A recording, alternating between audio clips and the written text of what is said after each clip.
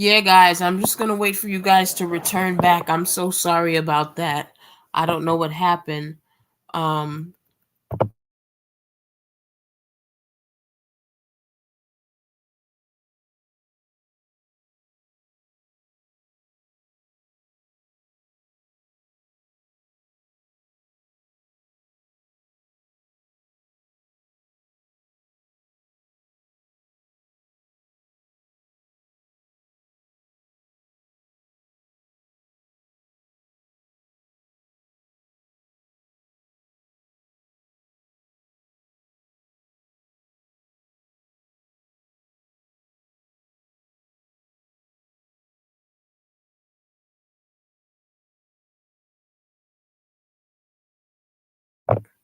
so anyway, guys, I'm so sorry about that. I had to disconnect and reconnect again.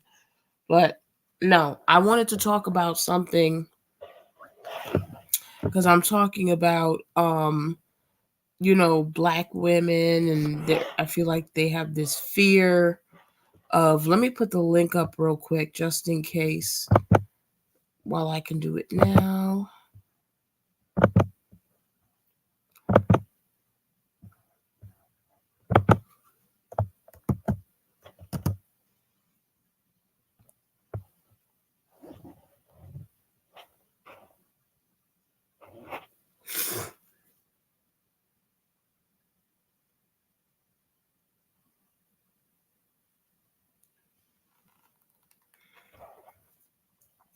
But anyway, but what I was saying was I was gonna go back to this guy that I'm attracted to, and I know he's attracted to me. The problem is, this is the problem with me, right? Is that he's the deli owner across the street from the Airbnb that I'm staying at. So I do not like to really mess with men that's so close to my house, if you know what I mean. But yeah, but I'm definitely feeling him, and he's definitely feeling me. Now, I got to tell you something, black women, and some of you are not going to have to, a lot of some of you are not going to like this. A lot of white men do not understand that you're interested in them. You have to understand that they don't think that you like them. So they're not going to approach you, because I keep hearing black women say that, and I'm getting really tired of black women saying that, right? All right. Number one, if a white man is complimenting you, if a white man is showing you attention or something like that, hey Brent, what's going on? Hey, how's it going? Yeah, Brent, this might I know how you feel about, waiting till marriage and stuff like that, but so this is gonna be a little extra, but That's fine. I'm trying to get black women to be at this point where they feel comfortable with a white man being sexually attracted to them, because that's a problem right there. Yeah. That's a problem. So um I'm telling a story that's currently happening right now. So like I said, there's this guy across the street. I know he's physically attracted to me. This is not about the bar stuff and stuff like that. This is a whole different other situation, right? But anyway, he owns the deli, or I think he's part owner, cuz or something like that, cuz his father owned it and passed it down to his sons or whatever. So Yeah. they took over the deli or whatever. So anyway, I know that he's attracted to me. So I think it was 2 days ago. I went outside and he was looking at me. he was outside smoking a cigarette. So I looked at him. You understand what I'm saying? Yeah. I But understand. yeah, but I still don't feel like he has I know he's interested in me, but I don't feel like he kind of has it in him or whatever. He's actually very kind. When I go to the store, he'll like, give me extra change or allow me not to pay for certain things and stuff like that. So I already know what's on. So Yeah. because I'm taking little hints, right? But I'm thinking in the last couple of days to take it a little bit further. What do I mean by that? I'm not talking about sex, guys. I mean, it is going to get to that, but I'm not talking about sex. What I'm talking about is that I have to figure out a way now, right? To get his to give him my phone number without there's a way you can pursue as a woman. I don't know if that makes sense or not. Does that make sense, Britt? Yeah, it does. You can pursue without pursuing. I believe it's possible. Yeah. Yeah. So I'm paying attention. So this is what I do know about him. So, because this has been going on for a couple of weeks now. I know that he's not married because he has no ring on his finger. Whether he has a girlfriend or not, that has nothing to do with me. I'm just putting it out there. But he's not married, and that's all I need to know. So, moving forward now, I'm trying to do this in like 2 weeks because I got to get to the next city. So, right now, no, I've been thinking about this guy for a couple of days. I usually don't think about one guy for a couple of days, trust me. So, but anyway, um, oh, that's Dark Vessel. Dark Vessel Mother, come up and talk.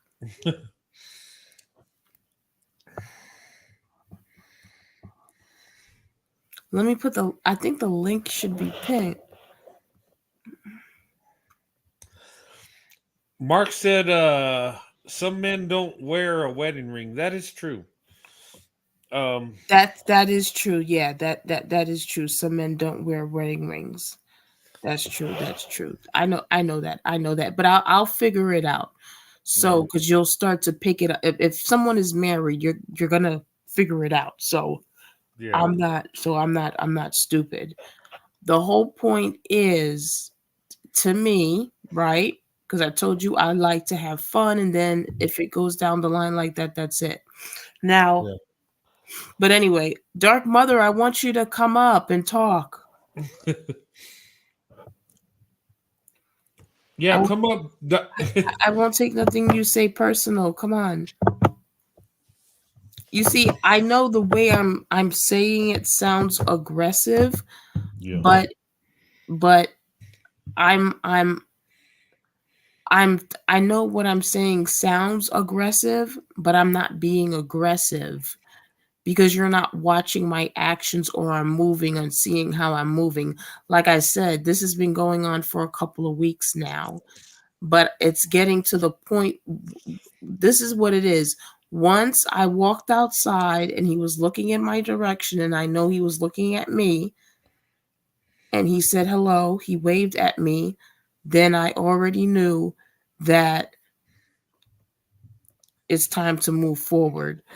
Dark Mother, what's going on? Hello. What's up? Nothing. I'm just glad that this is my speed right here, Night Owl. But I missed what you were saying while I was trying to log in and everything. So you're trying to get this guy your number? No, I'm trying to not necessarily. I'm just trying to have some fun with him. I'm that right now. So because I want black women to feel comfortable, like they have fun with black men. And that's not the point. I'm trying to I don't want black women to miss the point what I'm saying here, right? So all I know is that I'm physically attracted to him, he's physically attracted to me. That's all I need to know. I don't need to know anything else. All that other stuff comes later. I'm trying to tell you how I operate. You understand what I'm saying? Mm-hmm. Because I am not uncomfortable with a white man being sexually attracted to me. And it's okay if you're just both sexually attracted to each other. It doesn't mean it's going to end up like that, but it starts off like that. And I feel like a lot of black women are intimidated by that. So, Because of the whole fetishization crap. do you see where I'm going with this? I think Yes. so. And here's the thing. All men that are interested in you are going to have these feelings. That's how we're wired. We're attracted to women if we're men. We're attracted to women. Yes, sexually, yes, we have desires. Women and men have desires. And the fetishization thing, I think that's overplayed, and I don't know, it's just a scare tactic to make black women think that white men just want you sexually and that's it. That's what it is. And So it's what? not. Black men just want you sexually and that's it? Yeah, Yeah, but I want you're right, but that's true, they but don't. they accept that. They accept when black men do it. They don't accept it when white men do it. So that, okay, disagree with me. If I'm wrong, then I'll put myself on mute because I don't mind being corrected, but I feel like black women are okay with that. I So I why can't they be okay with a white man being sexually attracted to them?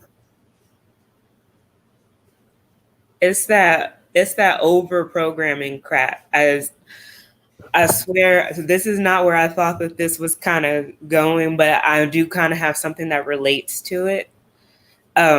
Just for the simple fact that I have recently realized that some of the people in the place where I work, black people, are extremely racist. And I mean, not just,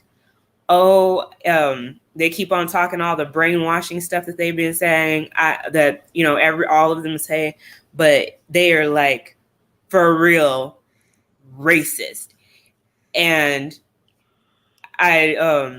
it's just kind of funny because you are okay with saying racial slurs to each other that you claim, white supremacy, this, that, and the other, but you'll say these things to each other.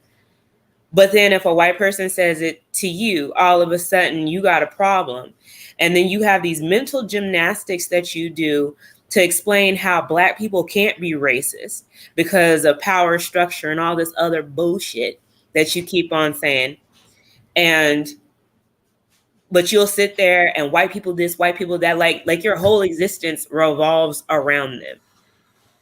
And it's weird to me because, especially for the black women, because since we're the backbone, and as some other content creators have said, we've been left as the designated survivor of the community because the men go off and do whatever the heck they want.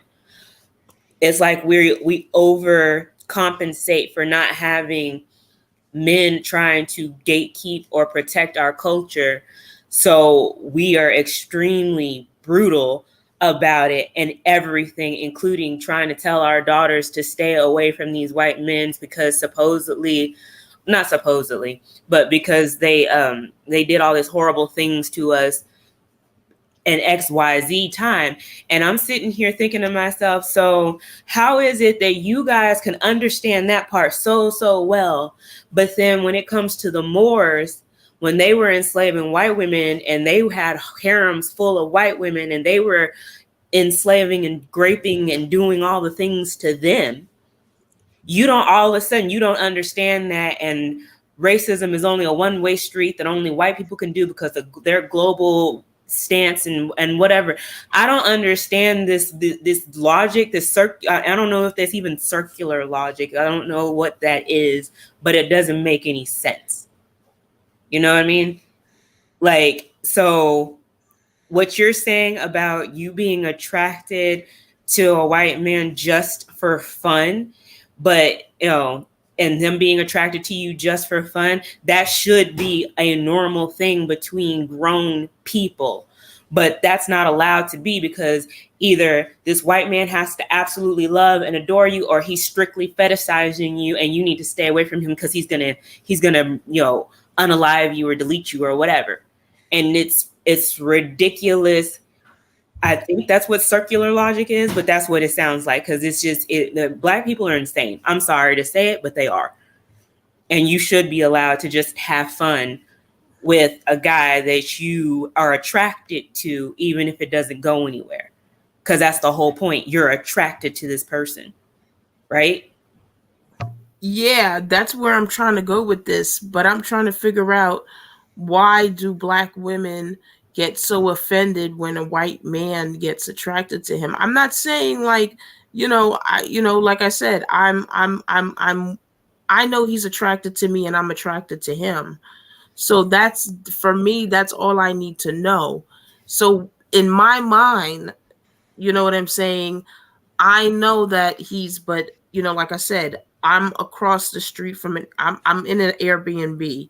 He has the deli across the street. That's his business. So I'm not trying to like really do anything. But what I will do the next time that I go there to purchase something is I'm just going to put my name on a piece of paper with my number. And that's it. That's it. Yeah. You know what I would say to this, and what's really weird is when black women and white men get together, it's almost like, and correct me if I'm wrong, it's like we gotta just be only friends with no sexual attraction, no desire for each other, and we just gotta be like 16th century Puritans, where it's just, and we can't have feelings, and it's just weird. But yet black men can roll up on black women and talk about their body, their butt, and everything, and it's like, oh well, he loves me. But a white man says, oh, she's beautiful, oh, he's fetishizing. It's like it's so weird. What brings us together as men and women, regardless of our race? If we're attracted to each other, we're attracted. Yeah, I don't get no disrespectful vibe from him. He's Yeah. never, I don't, because white men don't do stuff like that. But I can tell by some of the cues and the body language. Like I said, 2 days ago when I went to the store, I went to another store and he was staring at me. And once I realized he was staring at me, I looked at him and I raised my hand and he raised his hand back. And then I knew from that point that I wanted to be in contact with him, because that gave me the signal that, okay, he's interested. Because it's kind of different with white men in a sort of way, because they don't really know where you're coming from. You understand what I'm saying? So I'm just talking about on how I'm dealing with it, because I know that most white men are not going to think that I'm going to be interested in them. Yeah. So I have to come from that stand. Yeah. Did your Did we audio lose her? go up? Yeah, are you still there, Pro? I think your audio went out. Wow. I don't see a problem with her wanting to make an acquaintanceship with him at all. I don't know. I mean, I know she's saying, because I guess I'm still kind of confused. Whenever she comes back, maybe she can explain a little bit more, because she said that she just wants to have fun with him, but at the same time, she doesn't want to get too close to him because he's across the street from her Airbnb. So I mean, I'm confused. Are we gonna go get him, or are we not? What are we doing? I don't know. I think she's attracted to him. I think what her message is like. I think she wants black women to feel more comfortable with, you know, opening up to white men. I think not throwing yourself at white men, but letting them know you're interested, and that's Guys, the key. I'm so sorry about that. Oh, no Welcome problem. back. Hey, pro leadership, how's it going?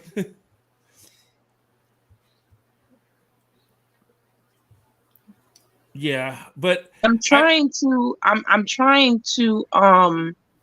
talk about this because I don't know if I'm making sense or not, but I have an understanding how white men kind of think. They think that I'm not going to be interested in them. Well, You yeah. understand what I'm saying? So that's where Um, I'm coming from. You understand what I'm saying? Other than the ones that know me. well, You yeah, understand what I'm saying? because like I was just saying about the black community, they have made sure that that's the ideal, that's the image of black women, is we absolutely will not date anything that does not have dark skin. And not just black men, they have to be dark skinned black men, because we just also love chocolate, and we just need that strong black eggplant, and all this other nonsense things that they say. So I mean, I understand what you're saying, that you have to make it known that you're open and available to that, because that's the stereotype. yeah, And everywhere you go, and I swear to God, that's one of the reasons why I've had to stop following certain black women celebrities, because they go out of their way, like Jill effing Scott went out of her way to disrespect our nation's anthem, yet she'll still sit her butt here in America collecting her coin, singing that song. So that's the image of us, is hateful, ungrateful, and not open to anybody else but black people. So I understand what you mean, that you need to try and make it like you're available, but at the same time trying not to be too aggressive. But I mean, yeah, you have every right to let him know you're interested. And black women do need to be, especially if you're going to be over on this side of the fence, you need to make it known that, yes, I am here for you, white man. How you doing? yeah. Hey, I can I add to that? And here's my thing. Look, in my life from the age of 16 till I got married, um, I dated black women exclusively. I just wanted to be with black women. But even with me, and when I got my courage up and I just went for it and I had some success with black women, I was still confused because there's mixed signals. And we always hear the black woman that is down for the black man no matter what. And you know, all the conditioning. With us white men, there's mixed signals, and this creates confusion.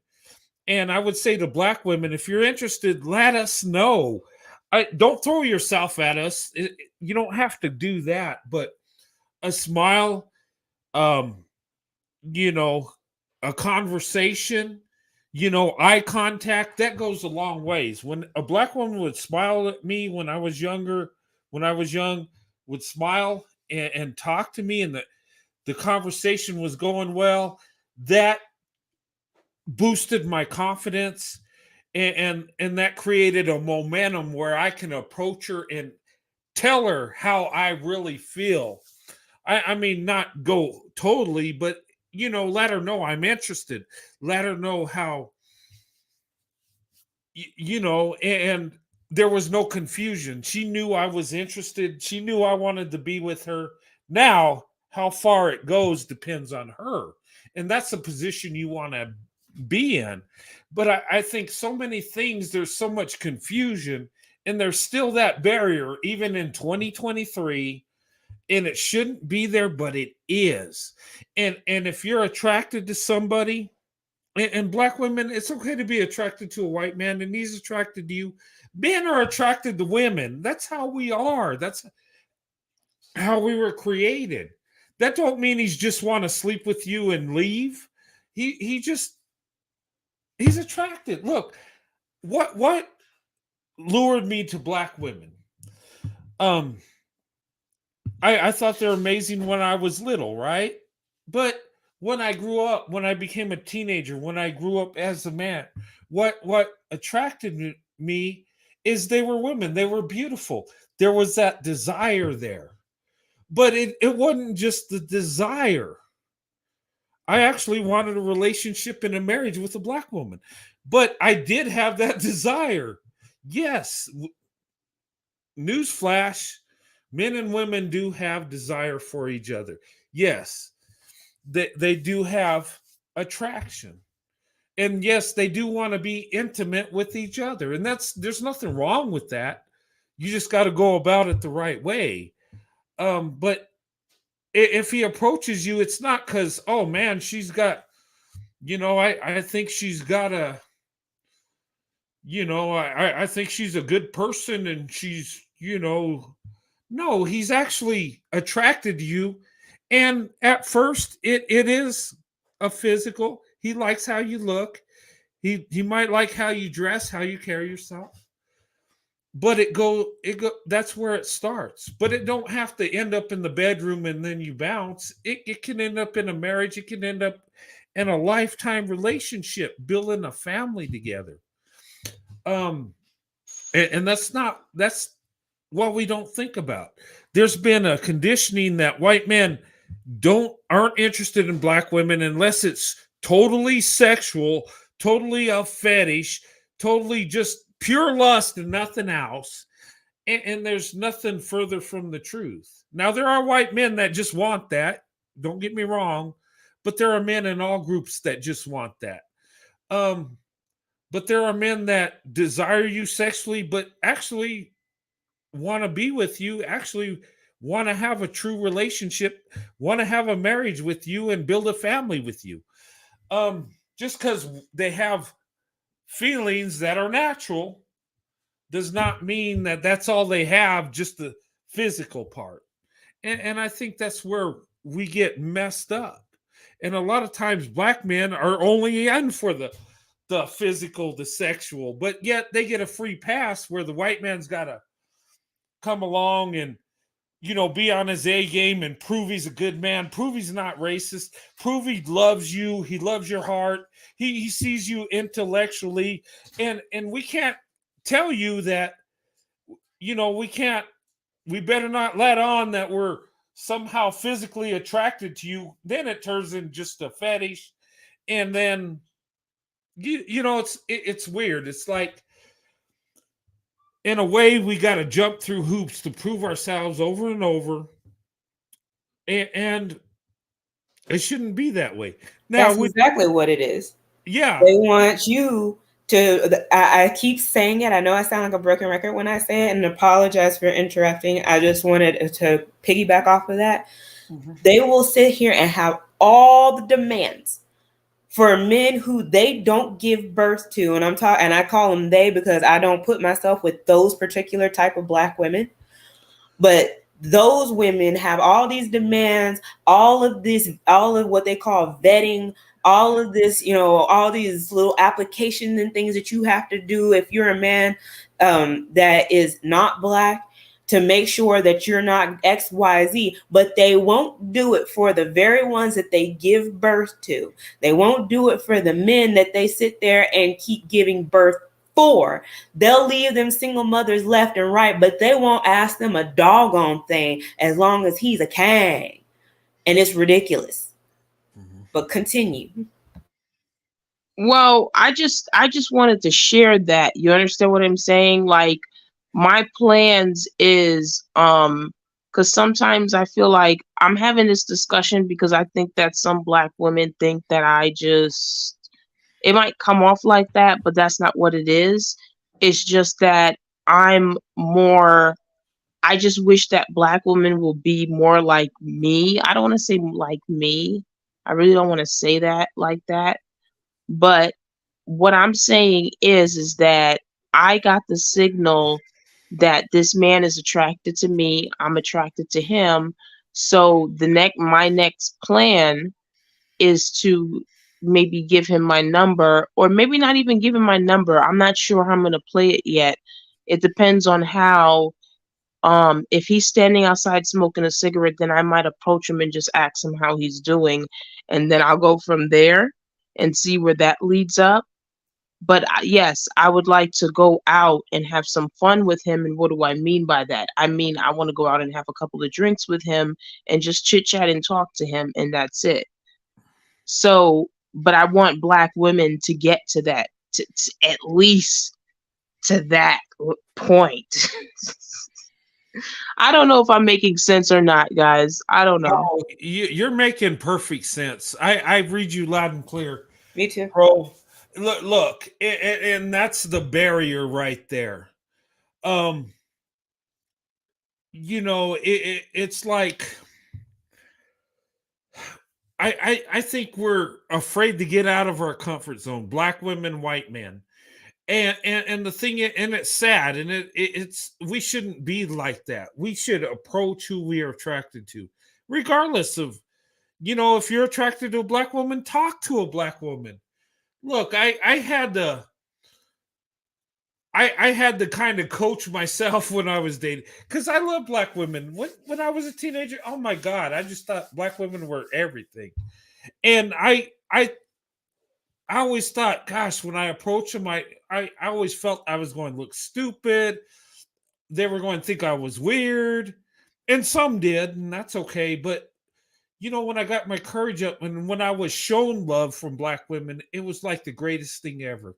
It was like you hit the lottery of life. Does that make sense? It was like I appreciated black women so much because I didn't expect them to receive me. Does that make sense? And that's a good thing. You know why? Because when you don't expect it, you work harder. When you don't expect it, when you don't feel like you're going to have access automatically, you're always at your best. You're always trying to do the best. And when she says yes, I remember, when I was 16, I asked this girl out, and she was a black girl, and this was in high school, and she grabbed my hand and says, "I'll be your girl. I'll be your girlfriend." And I was like, "Oh my God, I'm in love." I appreciated that. I embraced it. I even look at it today, and I still appreciate that acceptance. And I think that's what makes us a power couple. I think black women, white men, when we show it love for each other and we have love for each other, we really appreciate it. And we shouldn't be afraid. Approach. Will you get rejected? Of course. Have I got rejected? Yeah, I have. But I also been accepted too. And I embrace that. And black women, white men, don't be afraid of each other. Give each other a chance. You know what? You might find out you got so much in common, it'll blow your mind. I remember dating black women. I'm like, dang, we have so much in common. It's a beautiful thing. And when I married my wife, Sandy, we were married before we were married. Look, it's like we share the same brain and the same heart. We really do. It's funny. We'll say things and we'll finish each other's sentences and we'll say, like, when we have a thought, we'll say the same thing, and it's like, oh my God. It's kind of scary in a way. It's like, wow, do we really share the same brain, the same heart? But we really come together as one. And when you get out of that comfort zone and you take that step and you give each other a chance, you will be amazed. You might even find the love of your life forever. I found that with my wife. And would I have found that doing what everybody else does? No. Everybody else married Becky because that's what we do, because she looks like us, and we're told to do this. For me, it was like the opposite. I don't want Becky. I don't even find Becky attractive. that Keisha out there was who I desired. The black woman is who I really love. And call me weird and crazy, but that's where my heart was. And you know what? Once I pulled my head out of my butt and just went for it and just, you know, had the courage to risk rejection, so to say, my life became better. I was able to be happy. And once I realized, you know what, I'm biased, and you know what, black women is the only women I want to be with. Once I admitted that to myself and told everybody the truth, I my life was better because I could be who I am and I could love who I really love without trying to be politically correct and try to be nice and to everybody. And I think black women and white men, you desire each other, go for each other. And pro leadership, you're attracted to him, he's attracted to you, go for it. You know what? Go out and have a little date and see how he is. You Well, know, you know that I am. I was just sharing this story no, I know. But with let me black stop. women. Let me stop before I get too winded because I'll say Good, so because I much was on about to top just of say, go get him. Get him. get him. Yeah, No, but no, no. I don't have that problem. But the problem that I have with a lot of black women is that I'm trying to get them to kind of do what I do because I'm very comfortable talking to white men, and I'm very comfortable um being called beautiful by them and them seeing me attractive. I don't see it as an offense like black women do. Black women see it as offensive if a white man is attracted to them. That's what I'm trying to get at, and I don't see it that way. I'm more of like I want black women to be like that. I want them to be um okay, well, once I know you're attracted to me, I'm attracted to you, then let's grab a couple of drinks and and just sit down and talk. That's just basically how I want black women to be. Hey, Pro, how you doing? Hey, hey, what's Mark, going how's on, it going? Mark? I'm sorry about that, Mark. Well, yeah, no worries. No, I've been listening to the conversation. First of all, in regards to your comment, Pro, I think it's because black women over the years have been told time and time again that white men aren't interested or attracted to them through their families and through their friends and things like that. So obviously they've got this negative mindset as to how we are towards them. And I can also vouch for Brent as well because us white men are really, really attracted to you women. And I think with us guys, I think at times some of the white guys don't approach black women because A, we're probably thought as being rejected, or B, we could be seen as fetishizers.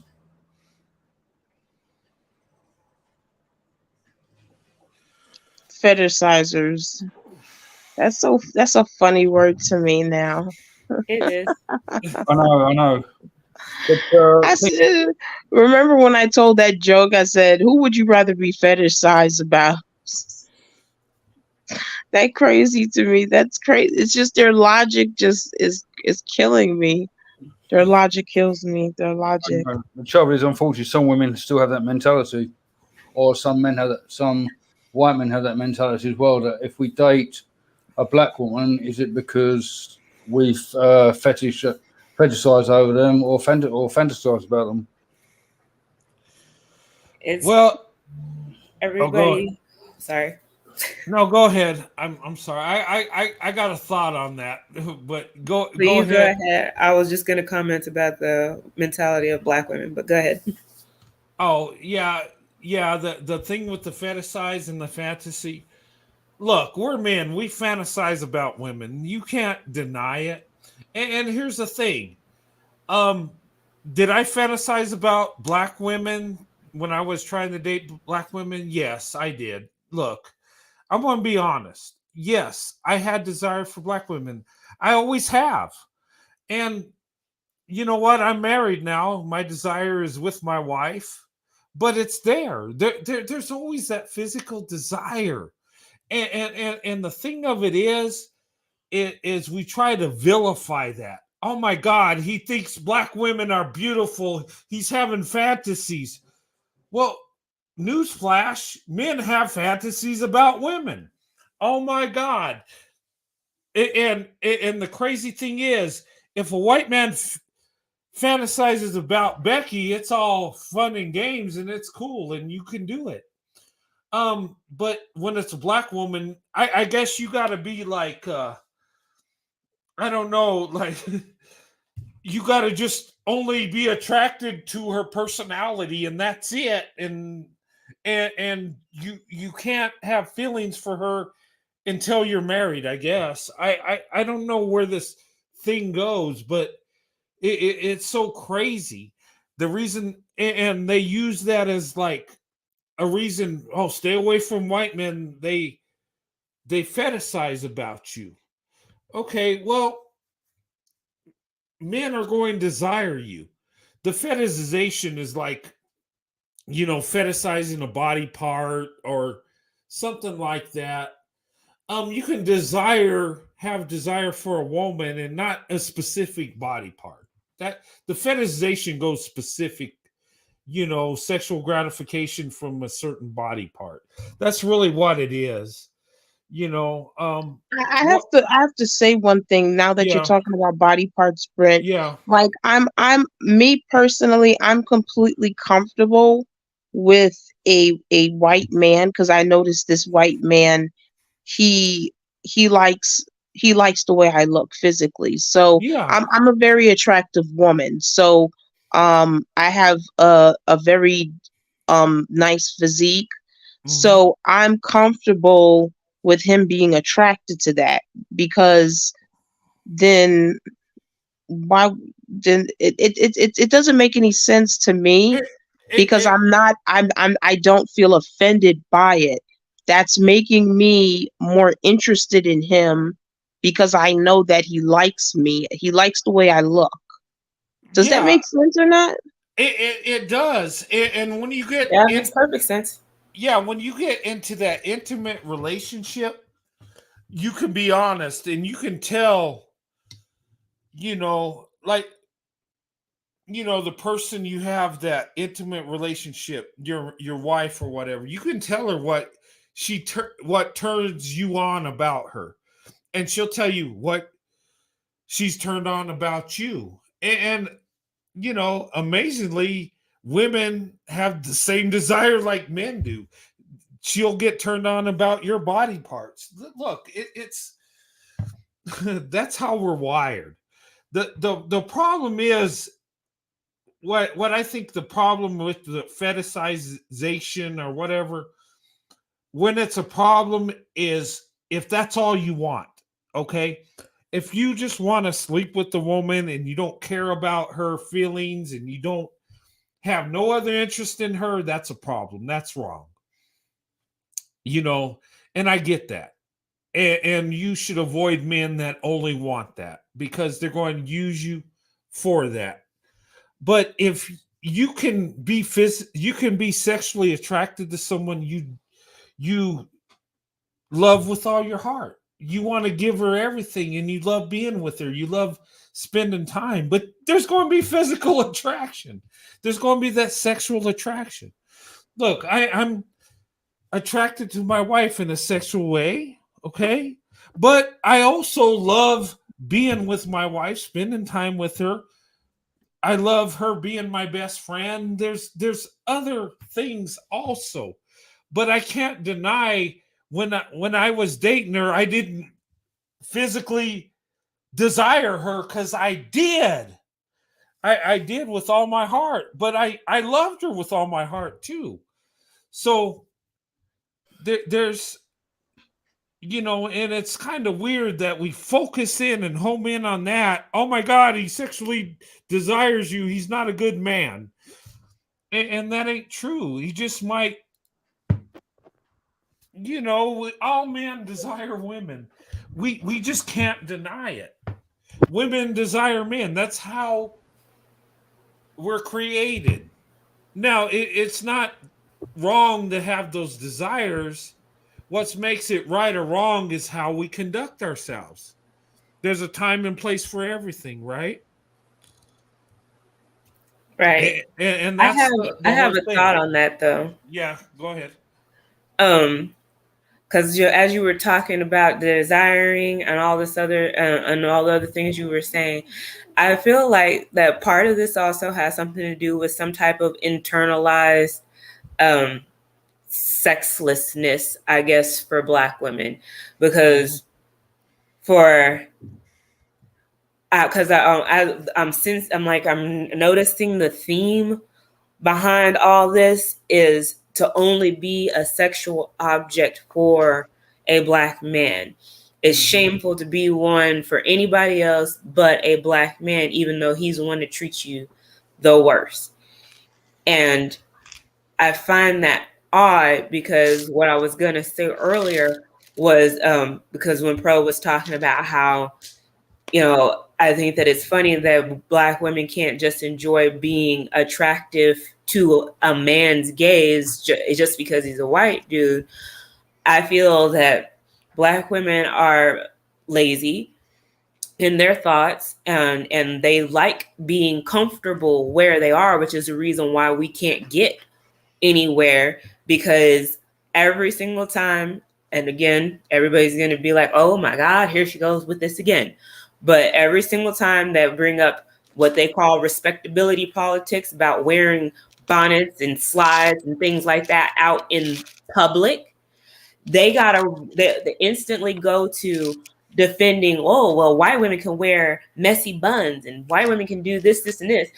But you don't compare yourself to white women any other time. White women do not fight whenever Black men find them attractive. They do not fight when Asian men find them attractive, even though for the most part, because most people do want to stay with their own race, mostly white women do stay with white men. But I do not hear them fighting and talking about fetishization and talking about how people are this, that, and the other whenever somebody else finds them attractive. And I don't understand why Black women can't be okay with just being attractive. Like Pro is saying, is like, why can't you just be comfortable letting a white man compliment you? Even if you're not interested in him, even if you're not, why is it a bad thing that you're good looking to a man? That's weird. Why are you fighting this? I don't know. I don't know. I would like to actually look into that a little bit more. Brent, are you laughing? Which one of you are laughing? Is it you, Who's Mark, or Britt? I thought one of you were laughing. No, it wasn't me. Oh, okay. you No, sounded like it laughing. No, yeah. no, I agree with their point. I mean, Why is seriously. it shame? It's shame for you to be attractive to a man, but then the collective of Black women love the church and everything, and you're supposed to be covered up and this, that, and the other. I don't know. I think that I think this goes way deeper. I think this is some type of internalized sexual dysfunction with Black women, and then our weird obsession with Black men also plays into this. Yeah. That's I don't know. I don't know if I'm making sense now, but I'm just like I'm thinking about this. This is because this is odd behavior. You know what?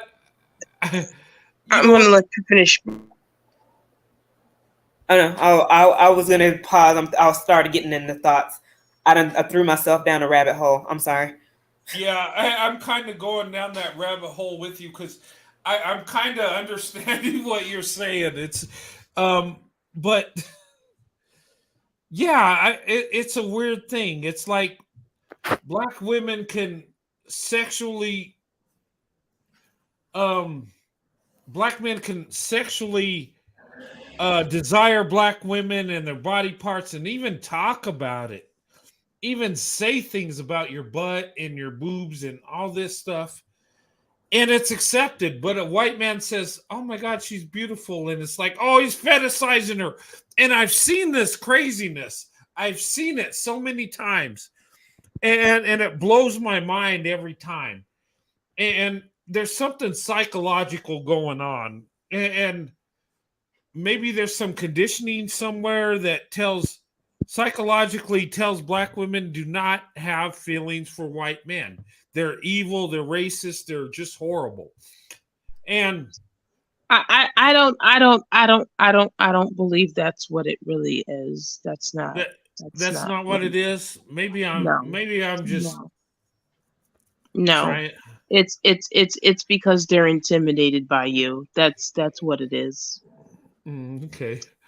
But I'm trying to understand that, because the thing of it is, it's just so weird. It's like, and I think it's just all a thing. I think it's all a ploy to keep black women loyal to black men. I think it's all designed that way.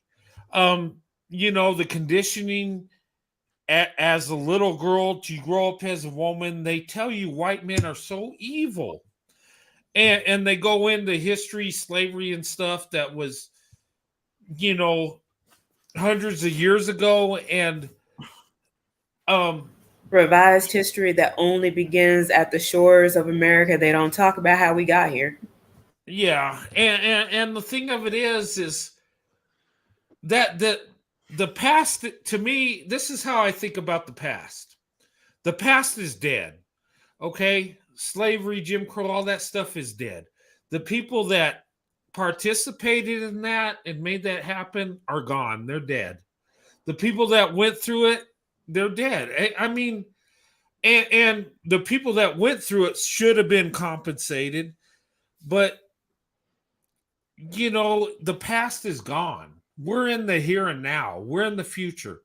And the thing of it is, what blows my mind when I speak about black women and how I want to compete for black women, how I always have, is somehow there's got to be a racist element. There's got to be a plantation owner. They these betas have put me and my wife's picture up and said, "Plantation love in hell," or whatever the craziness. It's Lord. Bizarre. Yeah. But I'm sorry, I have to say something. They put your picture up when we're talking about plantation when they over here taking whole engagement photos in cotton fields with, you know what? Let me be quiet. No, you're right. The thing of it is whenever I've been with a black woman, dated a black woman, and intimate times, I have just embraced black women and just thought they're so beautiful, and the desire is because of their beauty and because I have love for them. I never fantasized about being a plantation owner with a slave. I just never did. That would be sick, disgusting, and totally stupid. I just, white men, we don't think about that. We don't even want to go there. That is sick. That's disgusting.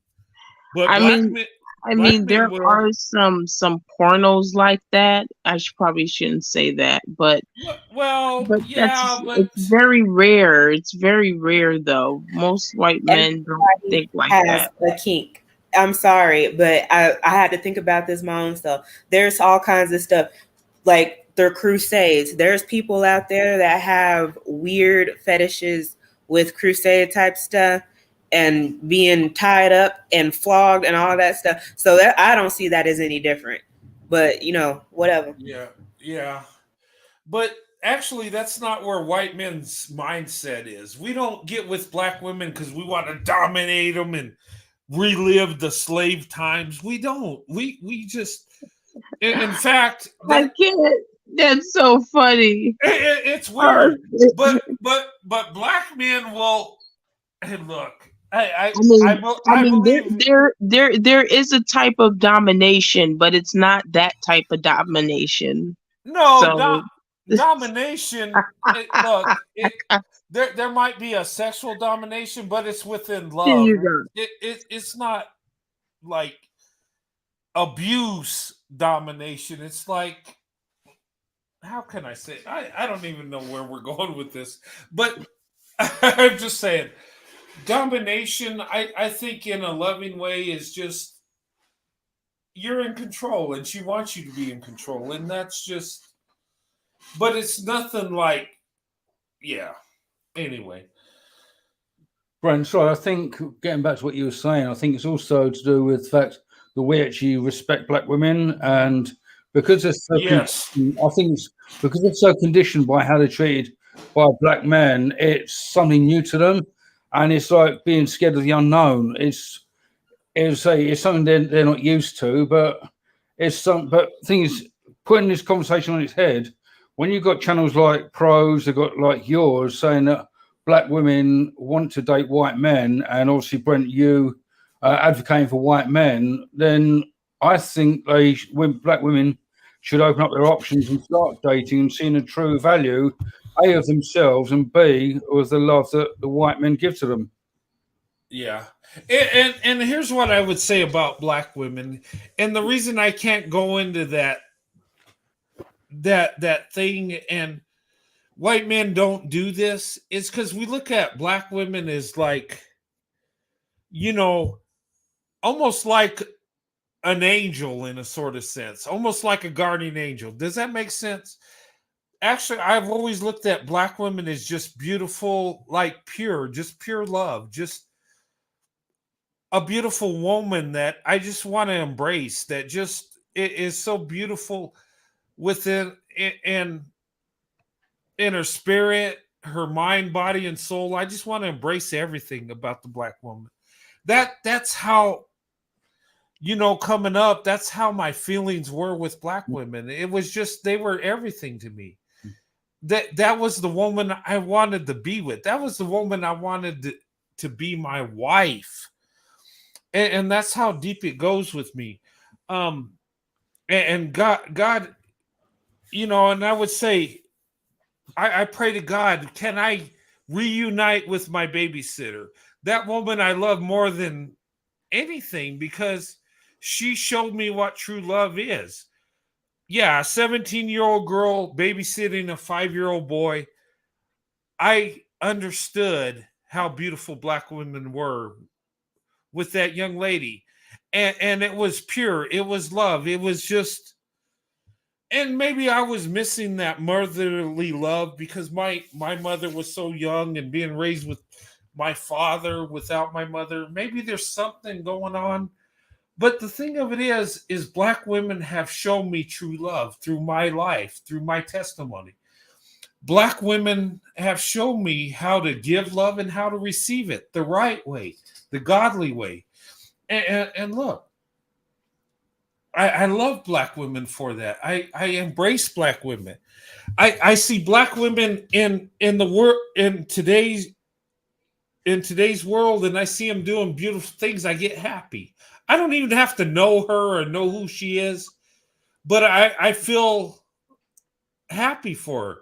I have love for her, and it's just because black women have shown me true love through my life, from a boy to a man. And you know what? You can't take that away from me, and you can't take away the love I have, and you can't take away me wanting to express that. And I won't stop, and I won't keep. Look, I have a beautiful life. I have a beautiful wife. I have an awesome family. And I owe it all to black women. I do. And there's nothing. And I better stop. I'm going to get emotional with this because I see the beauty in black women. I always have and always will. And look, ladies, don't be afraid. You know what? I tell black women, white men, give each other a chance. Get to know each other. If you're not right for each other, you're not right for each other, but that's okay. But explore your options. You don't know who you're going to meet. Gosh, I talked to my friends today, and they see my life with my wife, and they tell me, gosh, I wish I would have explored my options. And the, some of my friends have told me that because they see true love.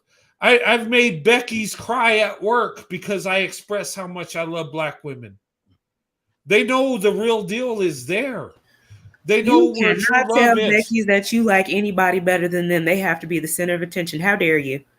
And maybe that's why they cry. But I look, these women at work, I make them cry because they say, why do you like black women? And I'll explain it.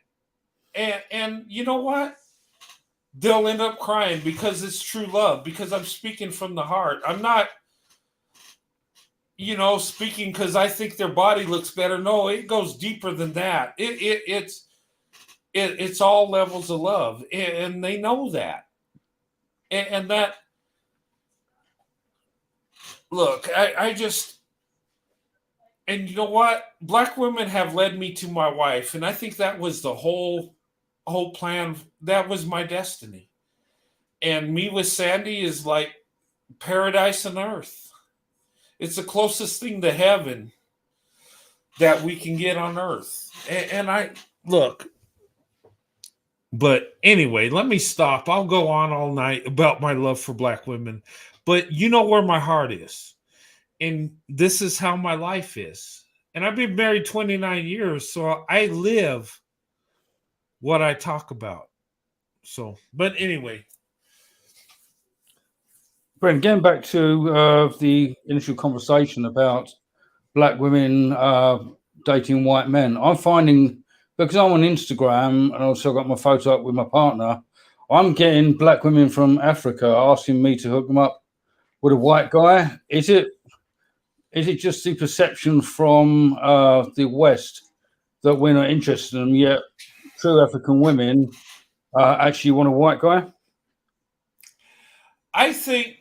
I don't know about that. I can't speak for African women. I don't know very many of them. Hey, I think, Mark, what's going on is I believe, look, when we marry black women, our heart's in it, and we are the power couple, black women, white men. And I believe it's true around the world. I don't think it's just in the United States. And I've known plenty of African black women, and they're the sweetest women ever. And they're more open to dating white men than American black women are. They are. They will look, if you show them love and respect, and I think African women are more open to the interracial relationship. I think Caribbean women are more open to it than American black women. But there's a lot of American black women that are into it too. I mean, I've known black women from the UK that are sweet and that would open up their options. Women from Canada. I mean, they're all over. And look, we're the power couple, not just in the United States, but in Canada, the UK, and Africa. There are businessmen that travel the world that end up marrying African women. African women are amazing. They're beautiful. They're traditional in their ways. Look, black women are the prize around the world. Black women are the best option regardless of where you're at in the world. And I believe that. And I've known enough black women to see that. It's true. Now, will black women be okay with dating white men? Some will, some won't. But one thing black women have is they have a big heart. Black women are very spiritual. Black women have a lot of love. And you cannot experience a love that's more powerful than receiving love from a black woman. I'm just going to say it. It's true. And I know I'm going to get hate for that, but that's okay. I don't care.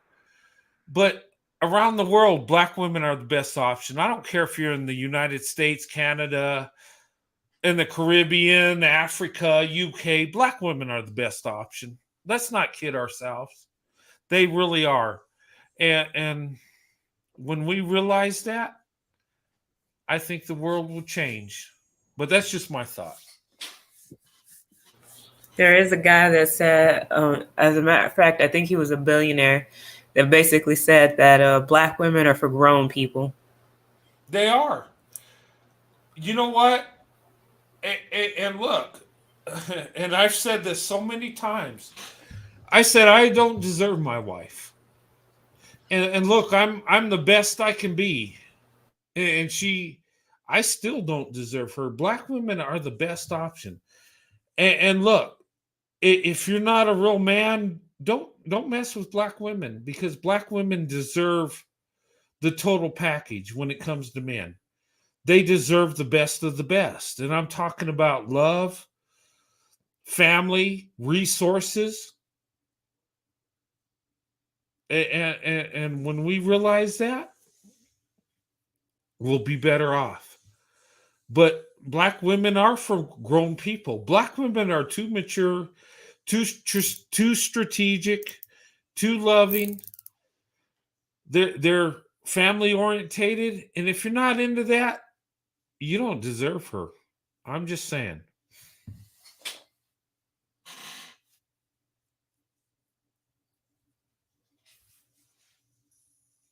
But that's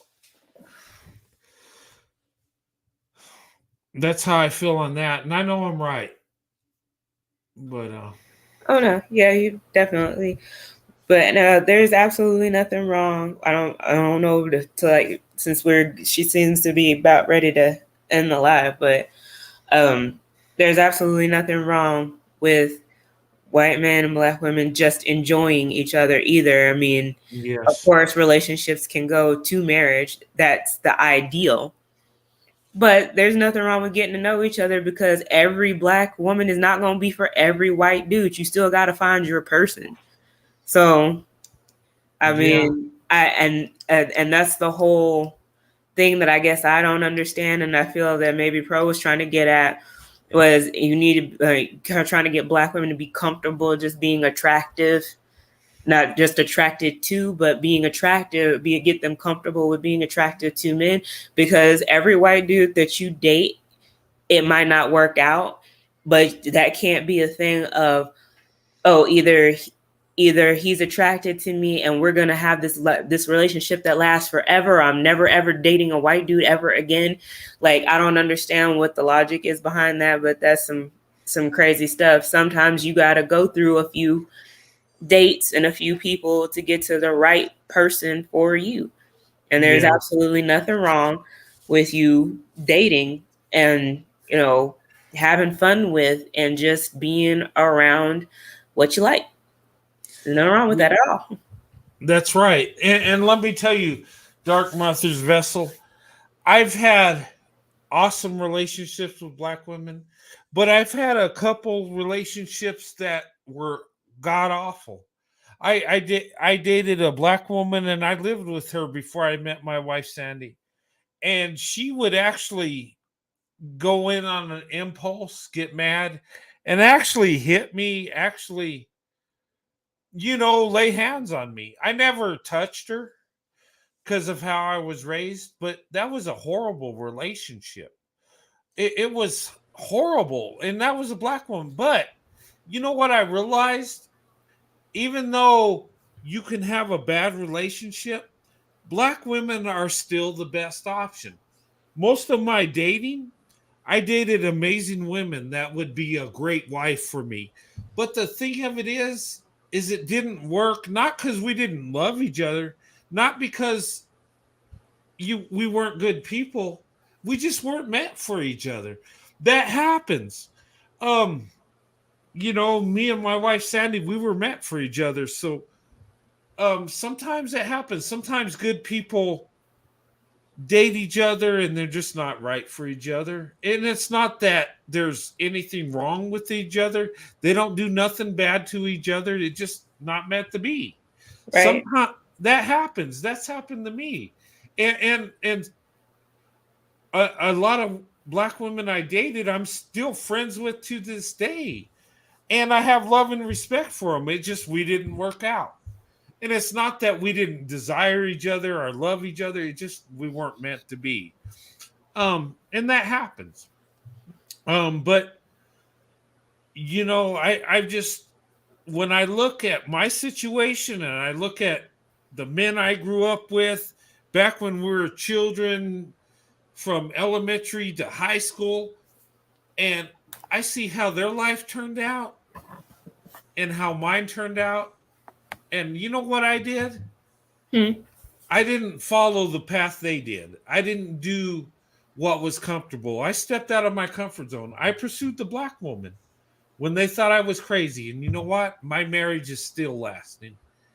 And all the friends that I deal with, their marriages have all failed. And they chose Becky. Let me tell you, it's not the woman that looks like you that's the best option for you. It's the woman that loves you is the best option. And same thing with men, ladies.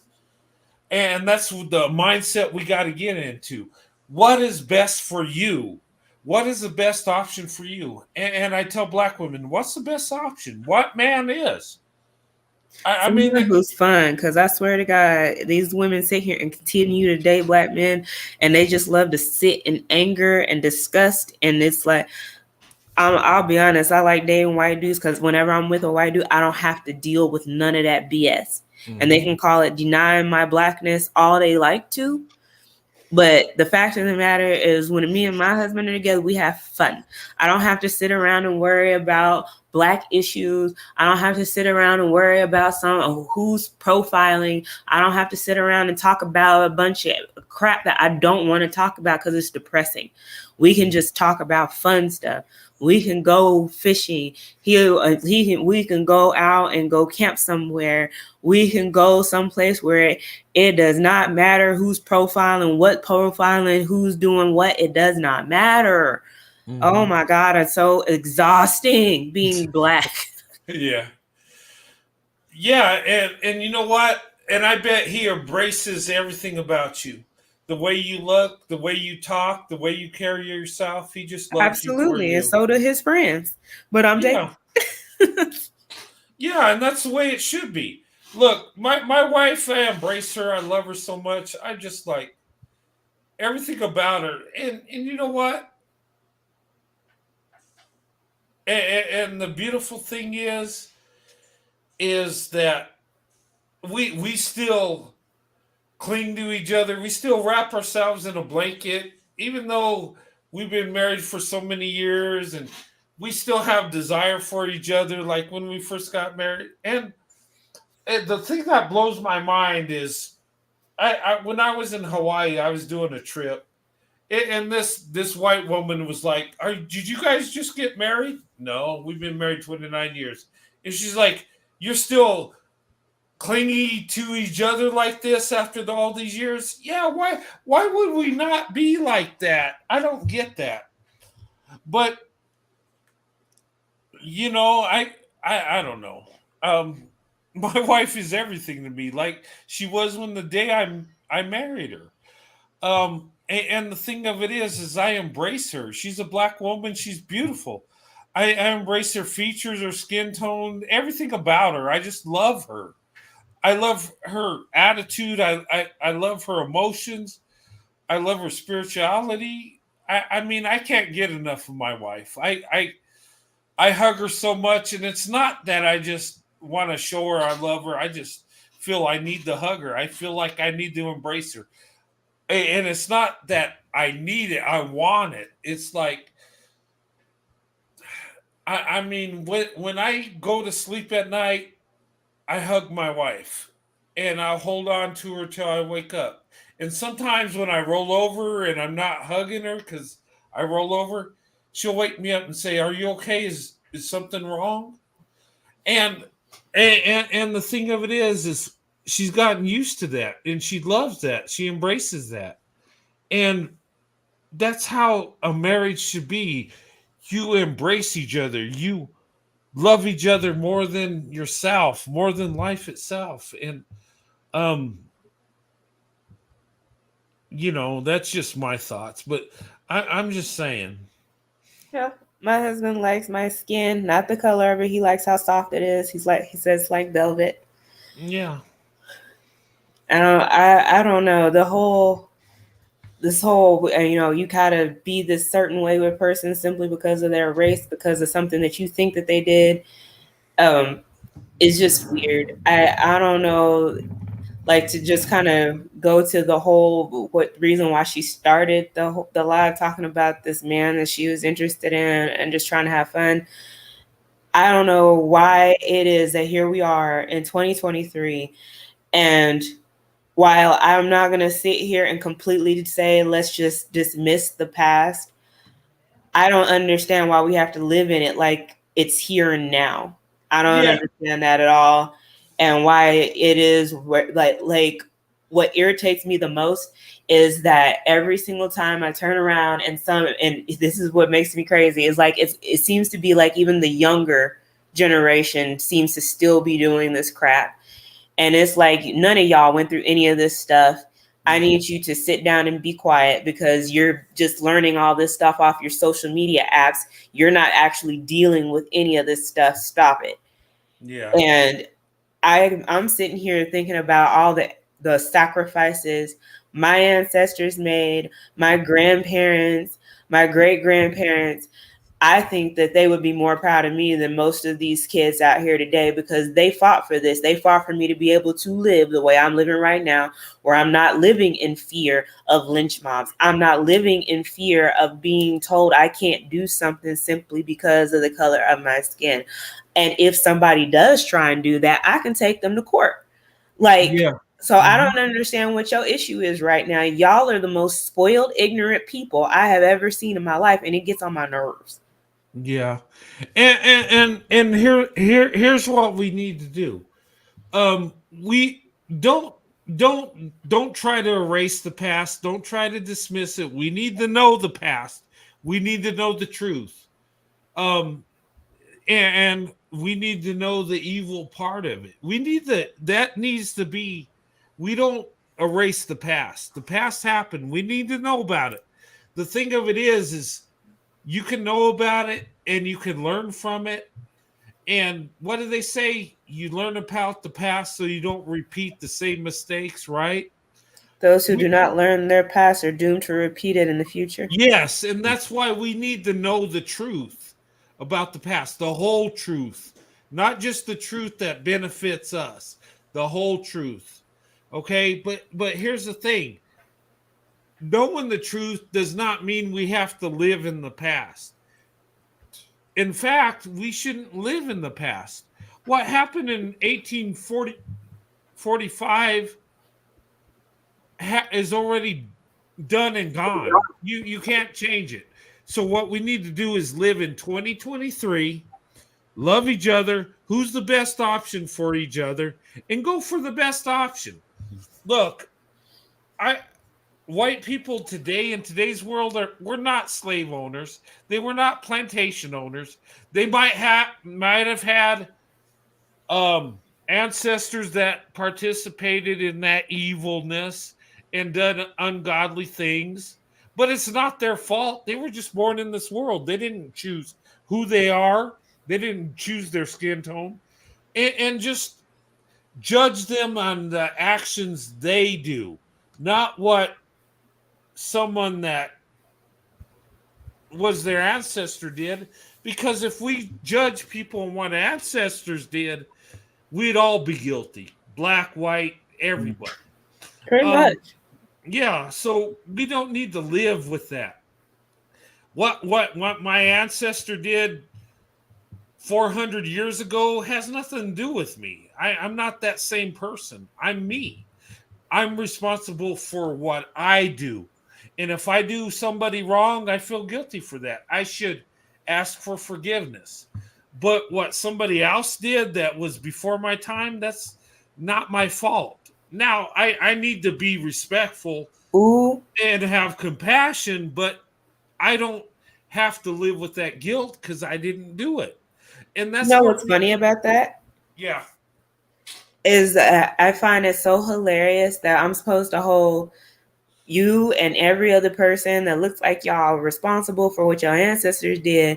But I'm not allowed to say something like, I'm not going to march for Stephen Clark because he made a bunch of racist, colorist tweets. But we suppose all stick together, and that's in the past. Don't worry about that. What? Yeah, and that's weird. And I tell people about my family history. You know, my family came over in the late 1800s from Northern Ireland, right? And I know my family didn't own slaves because they were Irish immigrants. They were considered lower class. They didn't have no money. They couldn't afford to do that anyway. The thing that they were worried about is getting a job to feed their family. That's all they had to look forward to.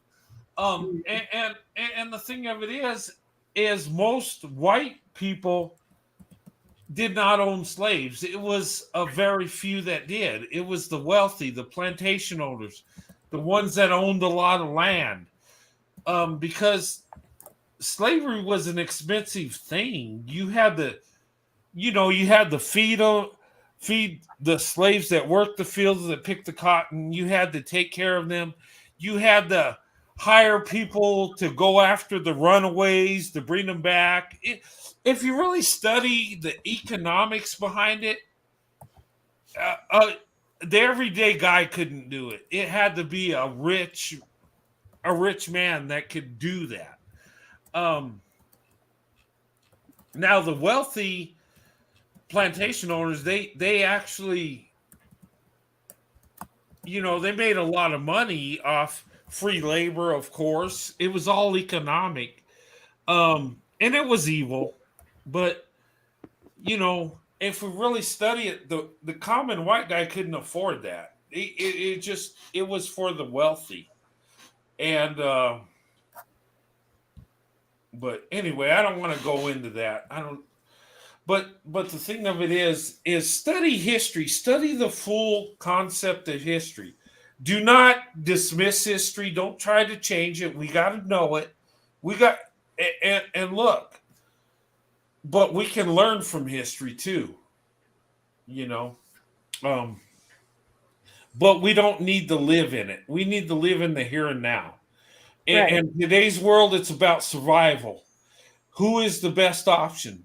Black women, that white man might be the man that loves you with all his heart, that gives you the best life ever. And white men, that black woman might be the woman that loves you more than any woman will ever love you. And we're seeing that. And if we live in today's world, we know the past, but we don't have to live in it. And the thing of it is I think we have a past to make a better future. I believe that if you know the past, how evil and corrupt it is, we can make it better. But anyway. Well, I mean, the fact of the matter is we do have bigger fish to fry in this economy and the way that things are going now, because if that birth rate keeps plummeting the way that it is, people really aren't going to care who they breed with. I feel that this is an outdated way of looking at things. Trying to continue to keep all races apart and all this type of thing, because the fact of the matter is there's just too much going on for that to be an issue. And the fact that Black women in particular are still concerned about being fetishized instead of who is going to love them and financially support them and spiritually support them, it's a mark of destruction for me. I guess you want to go down with the sinking ship. I'll see you later. Please let go of me because I will not be going with you. And you just enjoy your slow death. I don't know.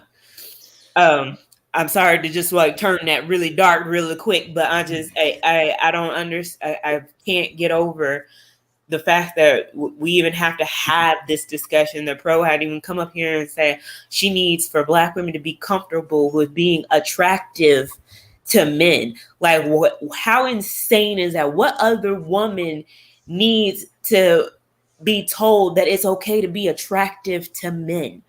So freaking ridiculous. Yeah, and let me talk about that.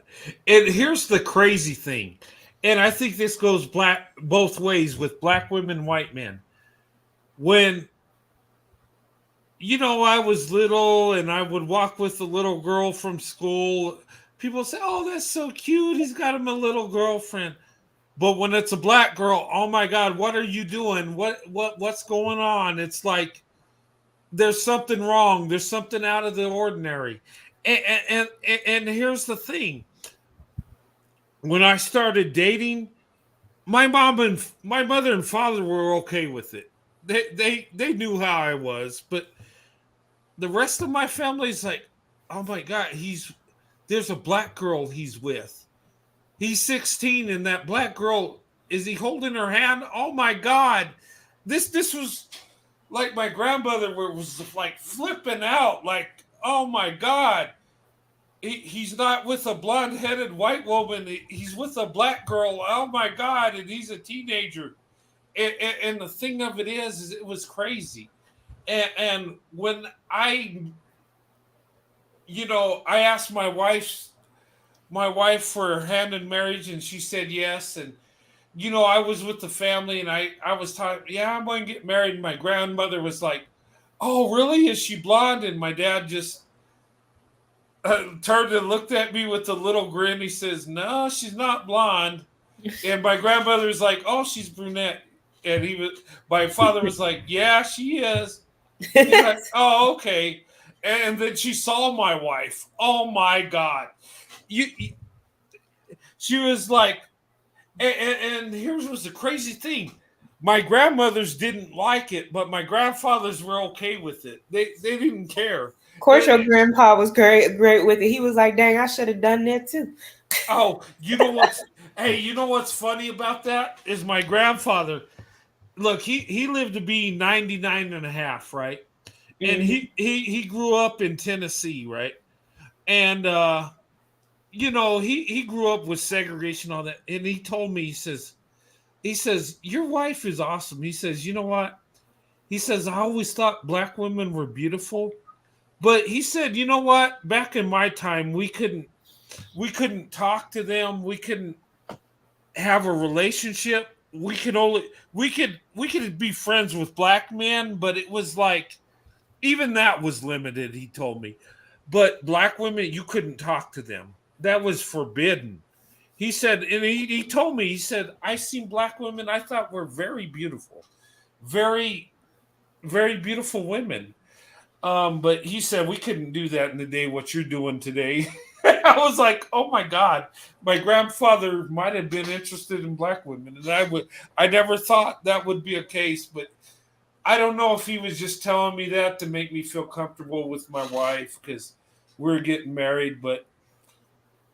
Well, maybe. But I mean, that was definitely a thing, and that's the reason why is because they did not want exactly this to happen for race mixing and all this type of stuff. Yes. But again, we're heading towards like a global crisis, with the birth rate being very, very much in a plummet right now, and people are going to stop being concerned with that at some point if it gets bad enough. And I just think that it's kind of remedial of black women to continuously worry about things like fetishization when you're literally being unalived and deleted off this planet at astronomical rates. You and these children that you claim that you want so much because you just got to make a little more black people and all this type of stuff. And these dudes that you worship, these dudes that you think are so wonderful and great, you're over here worried about some white dude fetishizing you, but you're not worried about the black dude who's unaliving you and your children and basically deleting you off the planet and your image. And I don't think that I don't understand our reasoning behind that. You're more afraid of the boogeyman than the devil in your house. And it's just, I'm right there with Pro with that. I need for Black women to be more comfortable with just being attractive to men and just get whoever's the best for the job and knock off this BS about have building this nation and being with a strong Black whatever, and just knock off this crap, because there's so many other things going on right now that we don't have time for this. There's no time for race loyalty right now. Yeah, but sorry, if you look, I put in the chat about my circumstances. My current partner, I'm the first white guy she's ever dated because of the misconceptions and stereotypes she was led to believe about white people when she's growing up in St. Vincent. But the thing is, she got to know some white people out there, and then all of a sudden her perception changed. And then she found she's starting to be attracted to white guys as well. Right. I mean, and sometimes that's what it takes, is that you just have to expose yourself to different people. And that's, again, another problem with Black women is, and that's the reason why I was going down that rabbit hole, was because I think it's some type of internalized, shame that's been put into us. I mean, we can talk about the conditioning, because sure, that is definitely something that happens, because it's all around us. While Brent was talking, I was thinking about this movie I had just watched the other day that's on Hulu. I'm not on Hulu, on YouTube right now, called American Violet. And it's about, I think it was based off of a true story of this woman who fought against her case because she was the victim of a raid that said that she was guilty of trafficking and dealing drugs and whatnot. And they went through this whole thing to expose that the district attorney and everything went and did these warrants and these roundups and things like that because he was trying to make his numbers, even if the people were innocent. And of course, the whole thing was all about racist white dudes this and racist white dudes that, and how they finally got him to act out of character was to have his white daughter sit there and tell a story about how she was dating a Black dude and he just kept calling her an N-word loving whore and all this other stuff, because it's always conditioning about how racist the white man is. It's never sitting there talking about how these women backed this stuff. And like I said, you will sit and talk about these, about, being fetishized by white men, yet your Black son is bringing this white woman in your house and you'll sit there and kiki and laugh with her and let her in, even though she's his product. So I don't understand. Are white people evil or not? I don't get it. Like it's the math ain't mathing for me. And if your son, despite all of the lynchings, all of the lies and the cries of giving grapes and what else that white women have done to them, if your sons can forgive and continue to procreate with them, I do not see what is wrong with you laughing, flirting, and having a good time and going out and being what a white dude. It doesn't make any sense to me. Yeah, and that's the thing. And I would say to Mark, look, Mark, my wife, I was the first white man my wife dated. Seriously. And I married her. And we've been together for 29 years. And you know what? The thing of it is sometimes Black women don't know what else is out there because they're just used to Black men being there. And look, my wife didn't just date any random dude. She dated men that had good jobs, that were educated, that were in the church, that should have been good men, and it didn't work out. And the thing of it is I got praise from my wife just for paying for a dinner date, which still blows my mind to this day. But my wife says I never had that. I would go out and date, and there were times I paid for half the date. And I'm like, oh my God, that is so disgusting to me. If my father found out that my a woman I was dating paid for half the date, he would choke me out because we don't do that.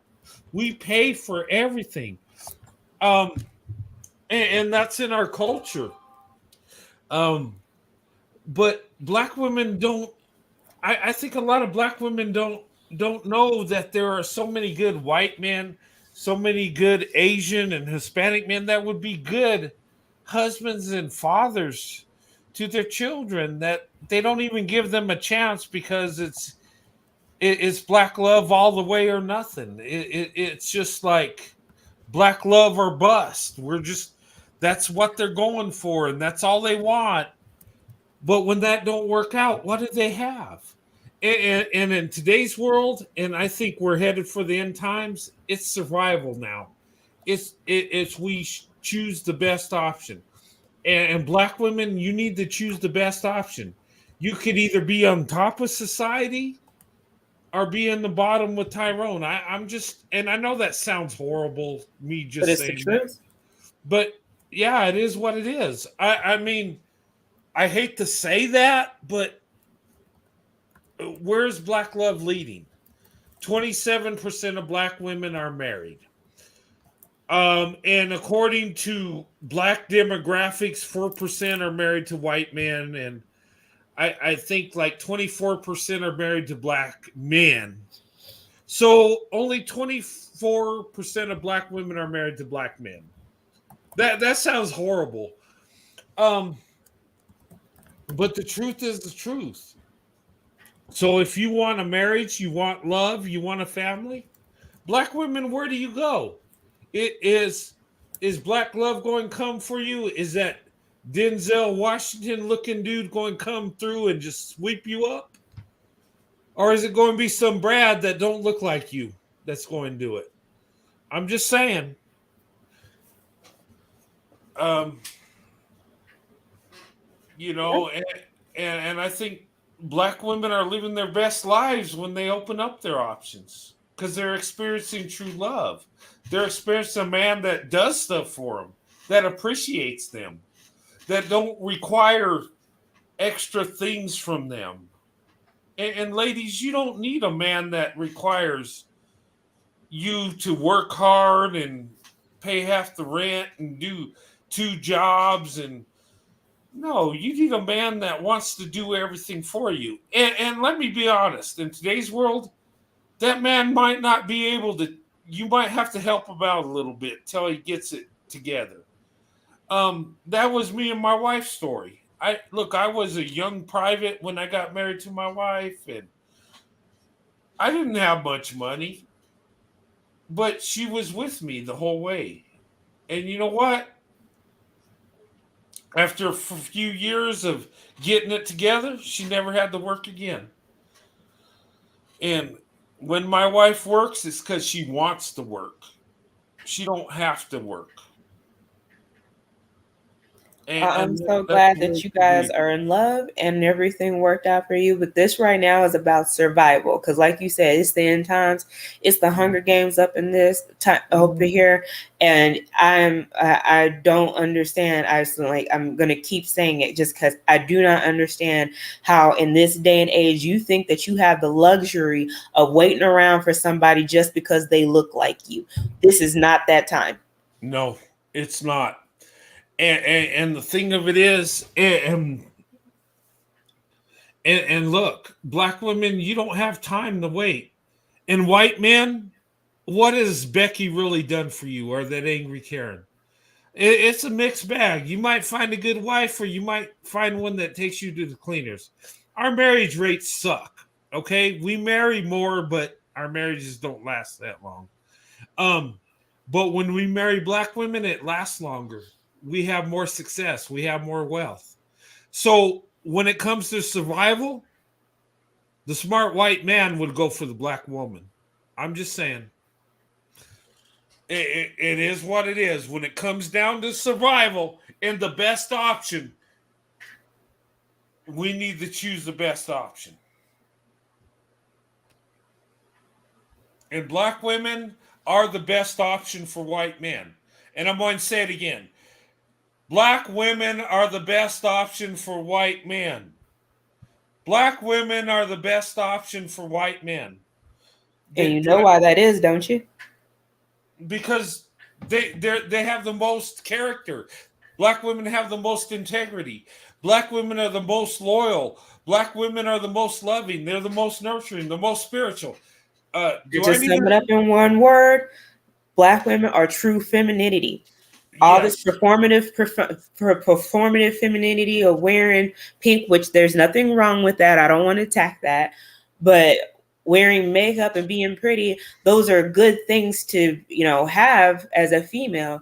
But that is not true femininity. True femininity to me looks like what basically, because you were saying that, what I'm sitting here thinking of is The Walking Dead with Rick and Michonne. That right there is the survival couple. That right there is what's going to get you through the hard times, because they're not about that playing. And even with Michonne being the way that she was still very feminine. She still took care of the children. She was still nurturing, but old girl had a blade. Okay.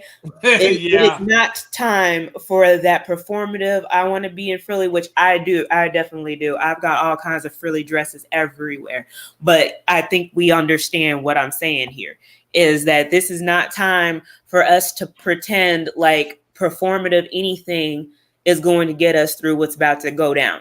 So I'm gonna need everybody to stop playing like they're obtuse and get it together, and go with what you like, and go with what's gonna make you safe. Yes. And I'm glad you brought that up. Yeah, she was feminine. She had it all together, true woman, but she was a warrior too. And I look at Black women, I look at women as princesses, right? And the white woman is the princess, but the Black woman is the princess warrior.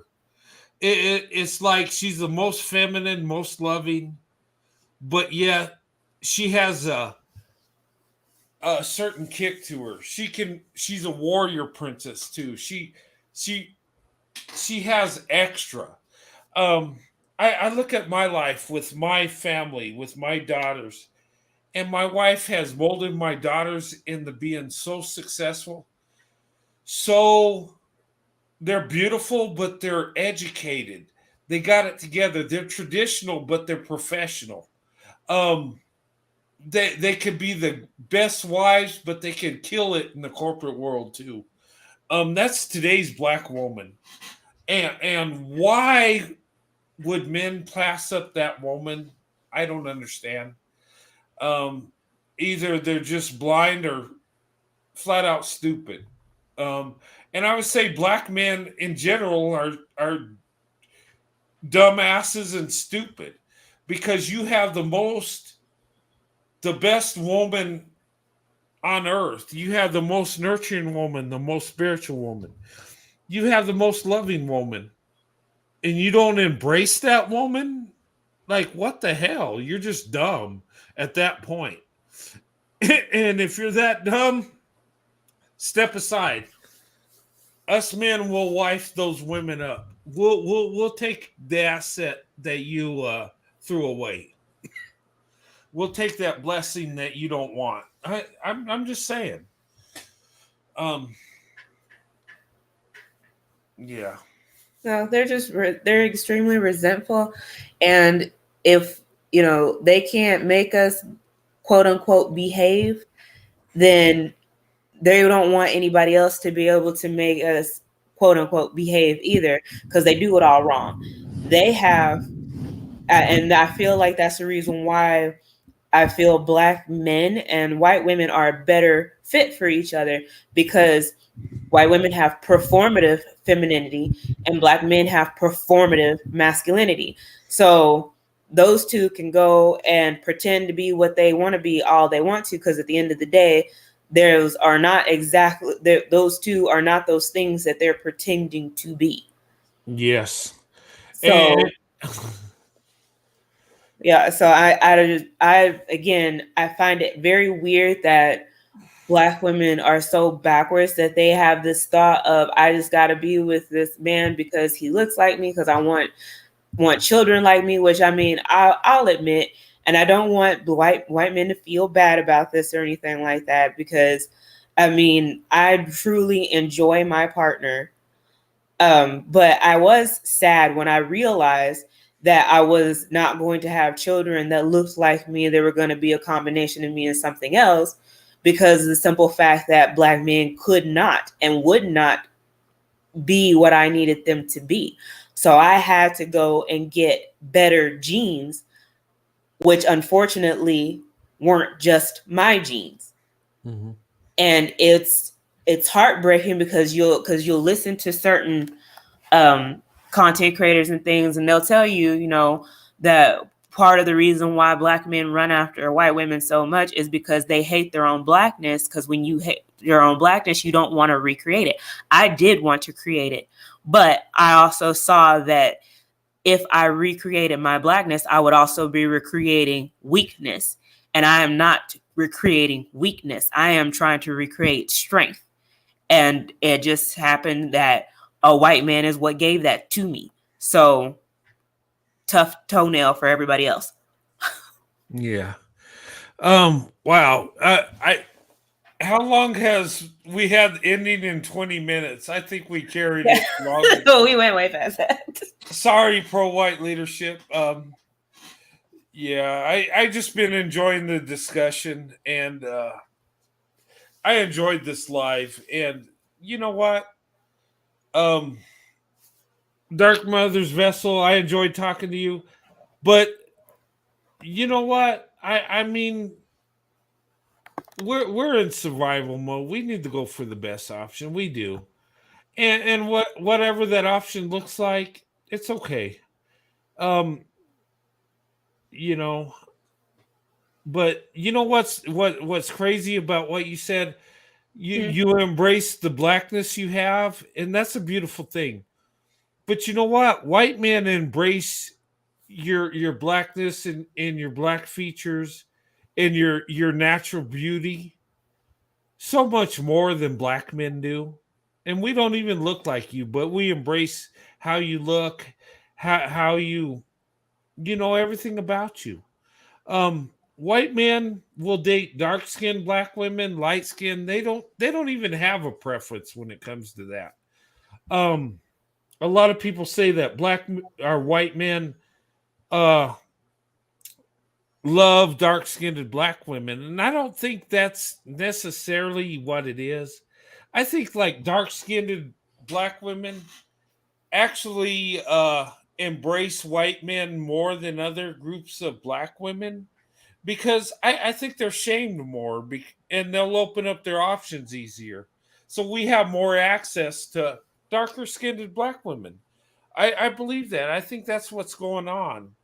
But us as white men, we don't even think about the complexion. We don't even think about light, dark, red bone, yellow bone, whatever Nope. that stuff is. Because you like what you like as men, but that's the problem Yeah. with Black men. They like light-skinned Black women and they like white women because they want anything and everything that's not Black. That's why they don't like Black women. They'll sleep with them, they'll procreate with them, but they don't like them and they don't love them because they don't like their Blackness. Whereas white men, it doesn't really matter to them, because I mean it's already somebody different from what they are. So it don't matter if she's light, dark, or whatever. Y'all ain't looking at it through that lens. It doesn't matter to you. And I get that part, and I expect that from y'all. But with Black men, it is a colorist thing. It is a as one content creator says, it is a proximity to whiteness thing. They want anything, the lighter, the better. With white men, it doesn't matter, because I can have whatever I want, and I just like her. She's a good looking chick, whatever. Unless you have the white dude that's like, oh no, I'm sticking with my own race or whatever. Which again, there's nothing wrong with that, because most people do want to stick within their race, which is nothing wrong with that. Just let's not be racist about it. But yeah, it's just I understand that. No, the stereotype is that white men like dark women because y'all don't look specifically for a light-skinned woman. It doesn't matter to y'all. but people don't want to, they don't understand that about you guys. And they just see that it just so happens that a lot of times when a white dude's with a black woman, most of the time he's with a black woman because he just likes the woman. Yeah, and that's what it is. And the thing of it is darker skinned black women, and I believe this, that are more open to dating us, more open to, you know, giving us the privilege and the blessing to have a relationship with them. And I think that's all it is, because I never thought about skin tone. I never, you know, when I married my wife, I wasn't thinking, oh man, how dark is she? How, but the crazy thing is my grandmother was focused on how dark she was.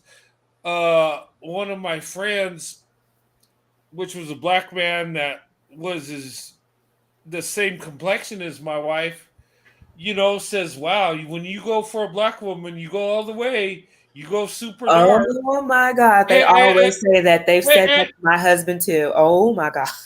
yeah, and I was like, what are you talking about? And I said, oh my God, dude, you and my grandmother think alike. I says, that's so pathetic. Like, I never thought about that. I never thought, oh wow, how dark is my wife? I was just like, I understood why my grandmother said that, because she didn't approve of the marriage.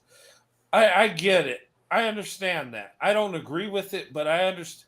But a black man saying that, I was like, I was dumbfounded. I was like, man, I'm like, you say that about my wife and you're my friend? What the Yep. hell? And that's why I I was have pissed. absolutely no sympathy for them whenever stuff like that, stuff like happens to who Pro has in her her profile pic. That's why I have no freaking sympathy when stuff like that happens to them, because black men are the biggest racists on the planet and they hate black women the most. So whatever. Yeah, that, you know what? You're more right than you know. I'm just saying. Yeah. It's sad, but I was just like, gosh, I was, black women are beautiful. I just, why would people say that? But that was the weirdest thing. And he was like, oh man, I didn't mean it that way. I was just joking with you. Yeah, but you said it. When he saw your reaction, all of a sudden it was a joke. Okay. Yeah, it was. Like, how am I supposed to take that? Like, really? I mean, yeah. But anyway, I think we probably need to end this live. Pro leadership, are you still there? I'm sorry we carried it too long. Oh, she left and went and gave her phone number to that dude. She gone. Oh, she, yeah, they're watching movies right now and hanging out. They're having dinner, a late night dinner, while we're still live. She's like, well, you don't want to end it? Heck with you guys. I'm going to get with that dude. Or she's doing Netflix and chill. Huh? Oh yeah. She'll go out of Netflix and chill. Yeah. No, but I tell you, that dude is lucky, because pro leadership, I mean, she's got it together. She's a totally together woman, successful, beautiful, and that dude's lucky. Very. And if he does it wrong, we're going to fly out to New York and kick his ass. But and give him a little tap for me. Yeah. Yeah. But yeah, we're pulling for you, pro leadership. We got your back. And if he does you wrong, give us a call. We'll fix it. We'll fix it real quick. And if he does you right, well, we'll be at your wedding. Okay. Amen. I love weddings. I told her, I said, Pro, whenever you have your wedding, I said, you let me know. I will move heaven and earth. Me and Sandy will be there. I said, well, we'll be there. Yeah. But yeah, is she still there? Is she asleep? Hey, pro leadership, How's it going?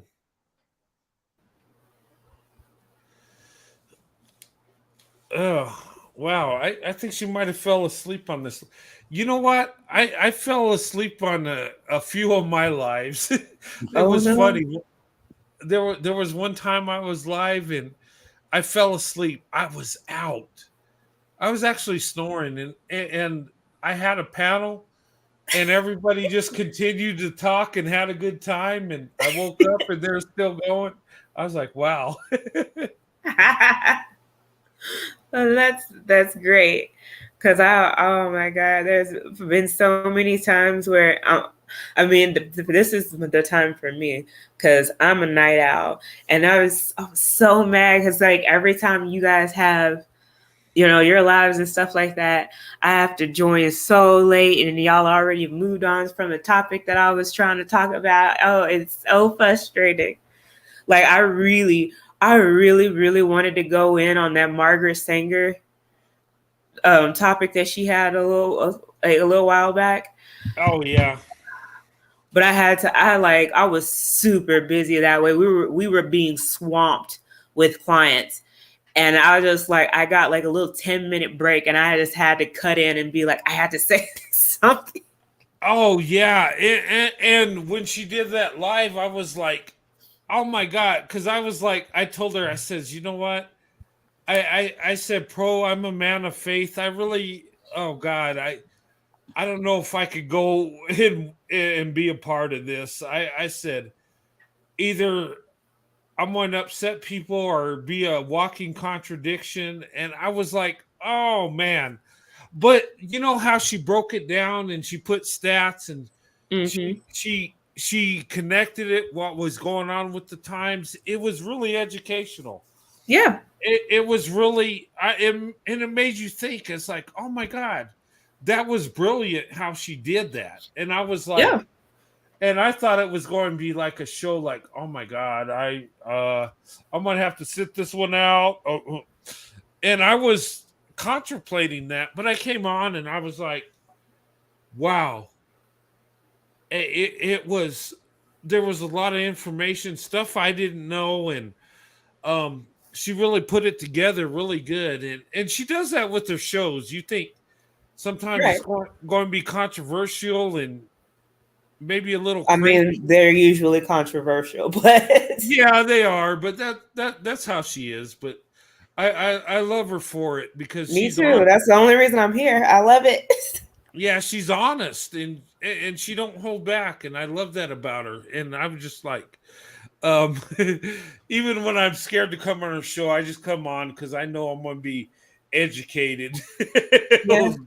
Yeah, but I'm still going over notes and things like whenever she was talking about since we're gonna talk about slavery, we're gonna really talk about slavery because I have a few books that I've ordered because I was trying to look up the things that she was talking about, and it makes me wonder. That's kind of the reason why I got kind of the attitude that I have with a lot of black people that I have right now is because y'all like to just regurgitate these things, and I'm trying to sit here and figure out where did you find this information? Where did you hear these things from? Because I'm looking through the sources that you claim that you went through, and I'm seeing a whole lot of holes in these stories y'all keep telling. And it's like I don't know. It's the dishonesty for me because like I have had to tell people multiple times when they're like, "Oh, we need critical race theory because they didn't tell the whole truth about slavery and they didn't tell this, and this." And I'm sitting here like I remember being in school with a lot of you, some of the people who are saying these things. You were not paying attention in class when they told us this because they did say this. You just didn't listen. You were too busy, drawing because I don't mean to age myself here, but you were too busy drawing on your book cover and playing with playing with your Nokia phone, with playing that snake game, passing notes in class, doing anything and everything but your homework and listening or reading what the material was. So, of course, you think that this stuff is all brand new that they're putting in critical race theory because you wasn't paying attention when they were telling it to you in actual history class. Mm-hmm. And that's nobody's fault but yours. Yeah. Oh,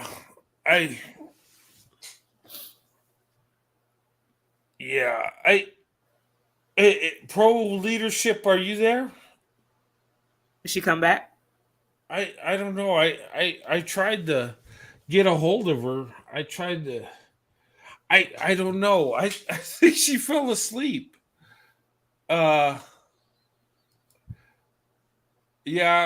Indiana mom fell asleep on one of my lives too. Yeah, I think we all fell asleep. Look, I fell asleep a few times on my lives. I was, when I was working and doing lives late at night. It's kind of funny. I've had lives where I got kicked off and I couldn't come back up, where it was like the panel took over the show. Oh no. No, I mean, it was like I was freaking out, but it was a beautiful thing because it was still a good show. It still got good views, and but sometimes that happens. We've been ending for 20 minutes for a while. Yeah.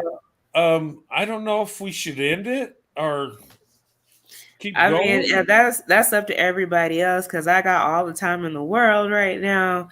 Like I said multiple times, I've got odd hours just because like we're global. So I mean, a lot of the things that I have to deal with has to deal with, like I keep telling y'all about how weather, because what our company is selling is weather sensitive and time sensitive, time of year type sensitive stuff.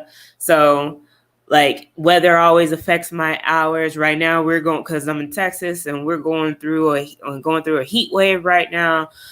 So, power cost is up, all kinds, and water costs, all kinds of things. So like right now I don't really have to too much worry about it. I don't know if I'll even be working tomorrow.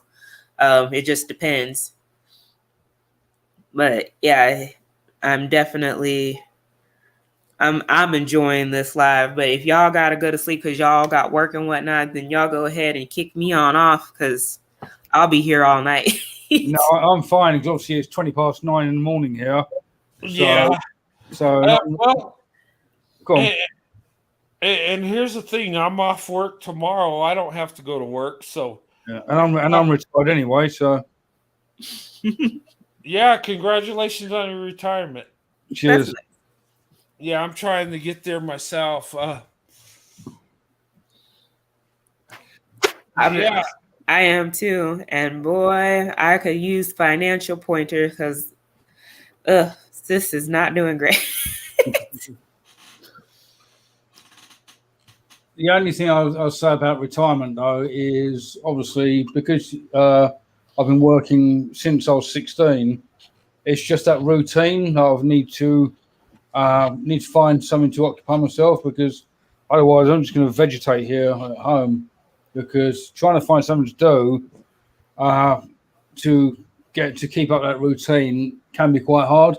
Obviously, I've got family I can go and see. I'm going to the gym, but getting up every day or every night to go to work is obviously I took it for granted, and that's the only thing I do miss about work.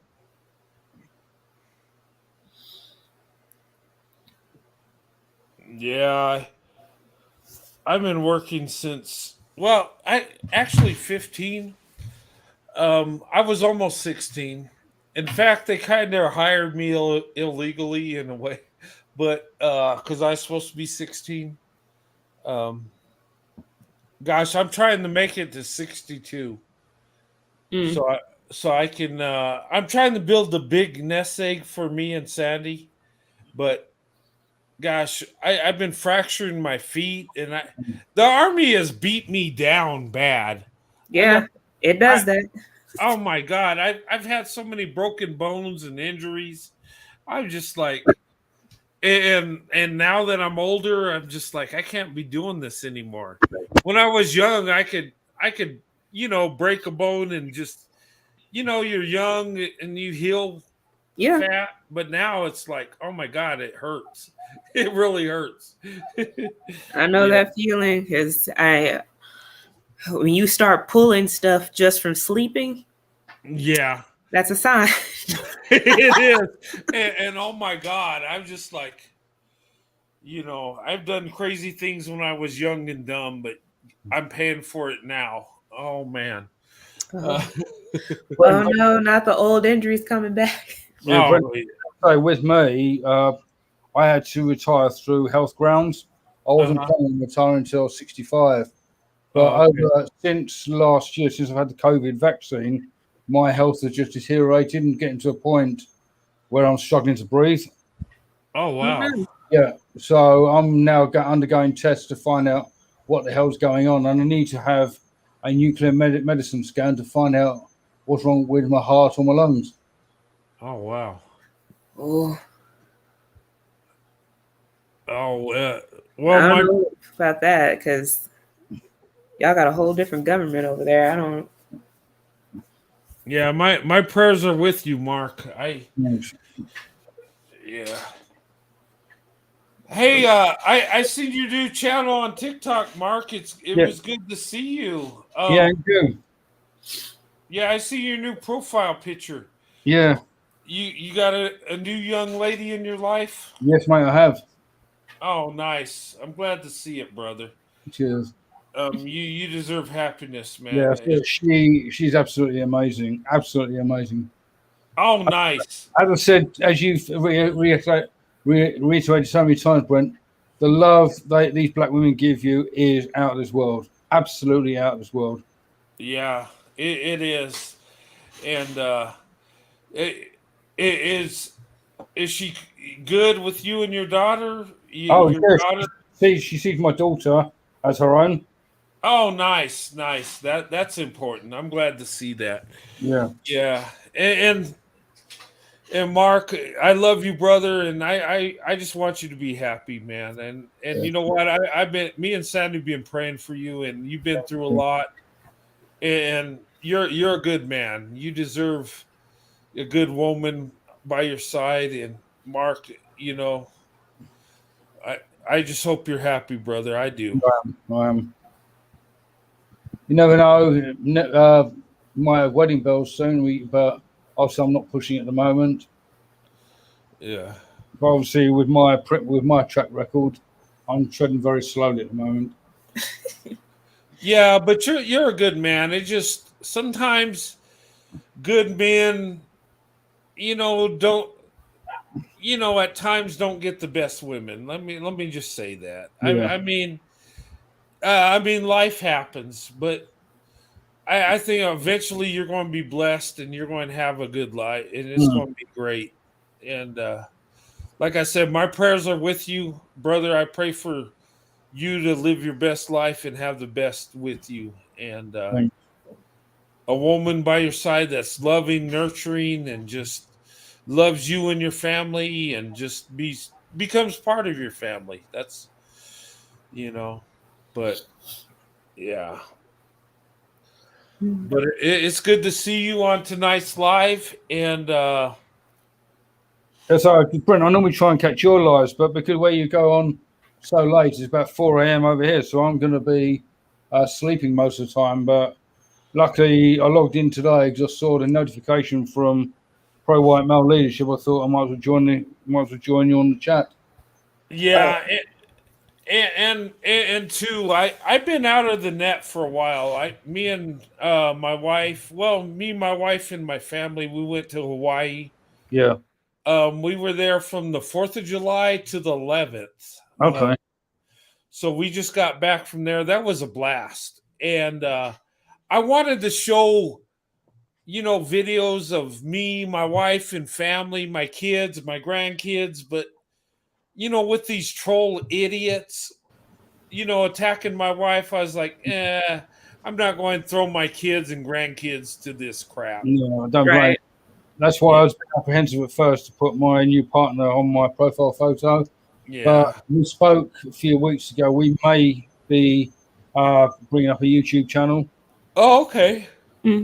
Obviously, it's something we need to consider seriously, as you say, because of these trolls that are on YouTube. Yeah, and they are unhinged. they are. Tell me about it. Yeah, me and my wife, we can handle it. It's just like she laughs when they talk about her. She's like, "Look, they're attacking me because they can't face you as men, and they don't have what we have. They don't have true love." So Yeah, and that's They the always truth. attack the women. Yeah, they do. It's the weirdest thing.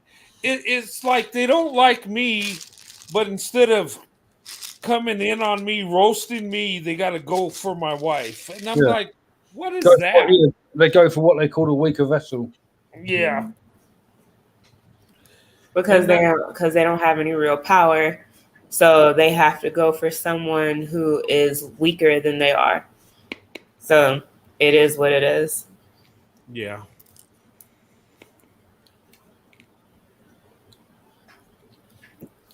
Yeah, it is. Hey, Pro Leadership, are you there? You can't hear any snoring. Oh my God. Her icon, the picture she had is gone. It's like blank. But Yeah, I saw that too. Because I was like, well, I don't know if because I know she had issues whenever she started the live. So I don't know what happened. I mean, she couldn't have got disconnected or the whole live would have ended, right? it would have, you think? Yeah.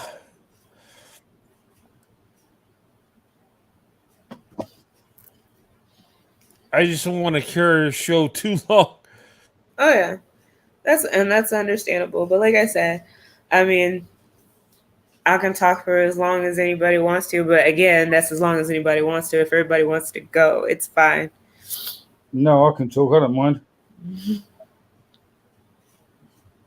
Y'all, because another thing that I was thinking about too was, since I was talking about survival and the climate of what's going on right now. I feel that there is a push because, here in the United States, as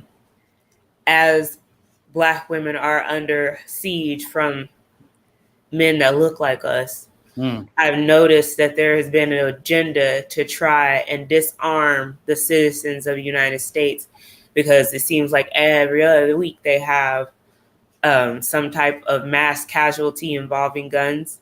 Yeah. And every time I turn around, some Democrat is running around talking about gun control and we don't need this and we don't need that. And I'm sitting here looking at them like, you don't know what I need, okay? Because the fact of the matter is that as a woman, a firearm is going to be my best bet to protect myself. It might not be, because people can just still disarm you. But I feel a lot safer being able to carry than to not. And again, I feel that it's so funny because here again, going back to this topic, you will go out of your way to go and be with men that you need to have some type of protection against like that, instead of going for somebody who actually cares, adores, and loves you, would protect you.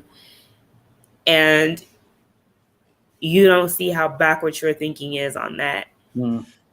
Yeah, you know what? I have guns and rifles, and I hunt. I do that stuff. I grew up. Look, when I was 3 years old, I was shooting a gun. My father taught me about guns. All my children, they're packing. They look, and none of us have ever shot each other or fired upon people because we get mad. We don't do that. Look, a gun, a rifle is a tool. Right. There's a purpose for it. Um, Most of the time when I shoot a gun, it's usually for hunting, or at the range, just target practicing, just staying familiar. I do have one in my home for protection, just in case. Yeah. My daughters, they're packing in case they get attacked. They're protected. Right. My my, So my I yeah. can't understand. Obviously, living in the UK, I can't understand the fascination between American and guns. It to me, don't take this the wrong way. It seems like Americans are scared of their own shadow. I mean, Well, have you seen it, the climate of the things that have happened out here? We've got lunatics running around on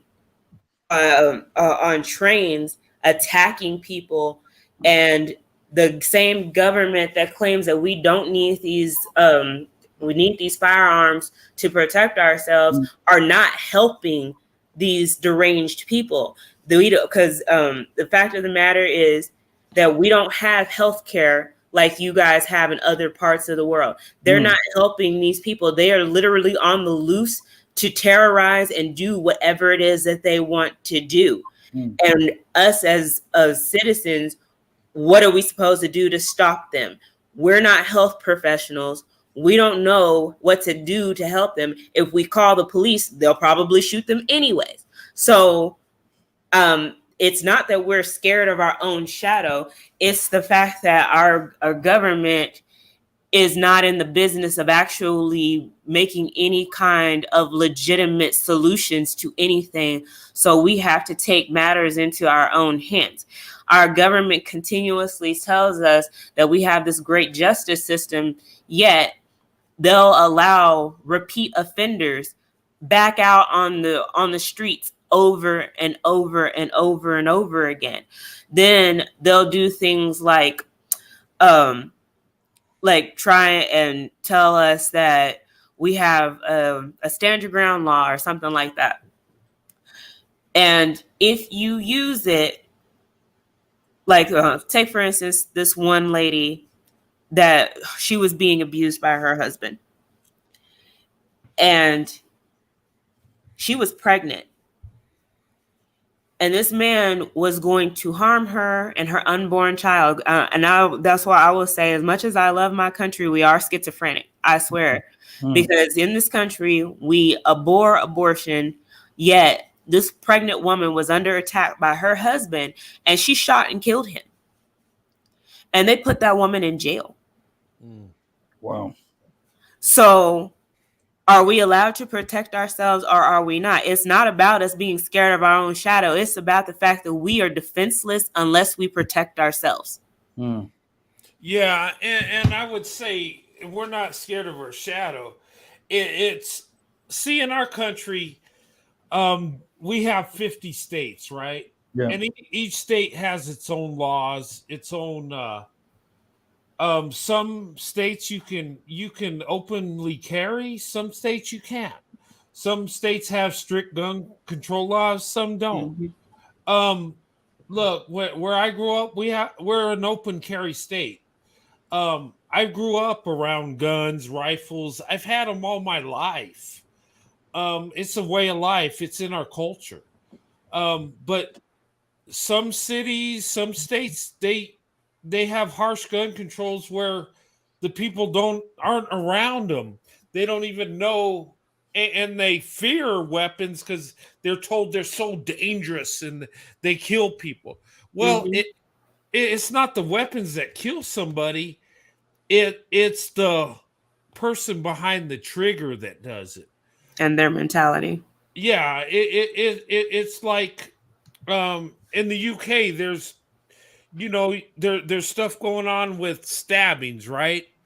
It's not the knife that's doing it; it's the person holding the knife, stabbing them. Same thing with guns. A gun is a tool. I've dealt with guns my whole life, hunting, shooting them, just familiarization. And growing up in the type of culture I'm in, we've always had guns. We've always hunted. We doing, we go in the mountains and hunt. Um, you know, when I lived in Missouri, I mean, hunting season was a big thing, and everybody did it. Um, it wasn't unusual for a 12-year-old kid to walk around with a rifle in his hand and nobody cared. But if you go to the inner cities, they see that, they'll panic, like, oh my God, call the police. He's got a weapon. Oh my God.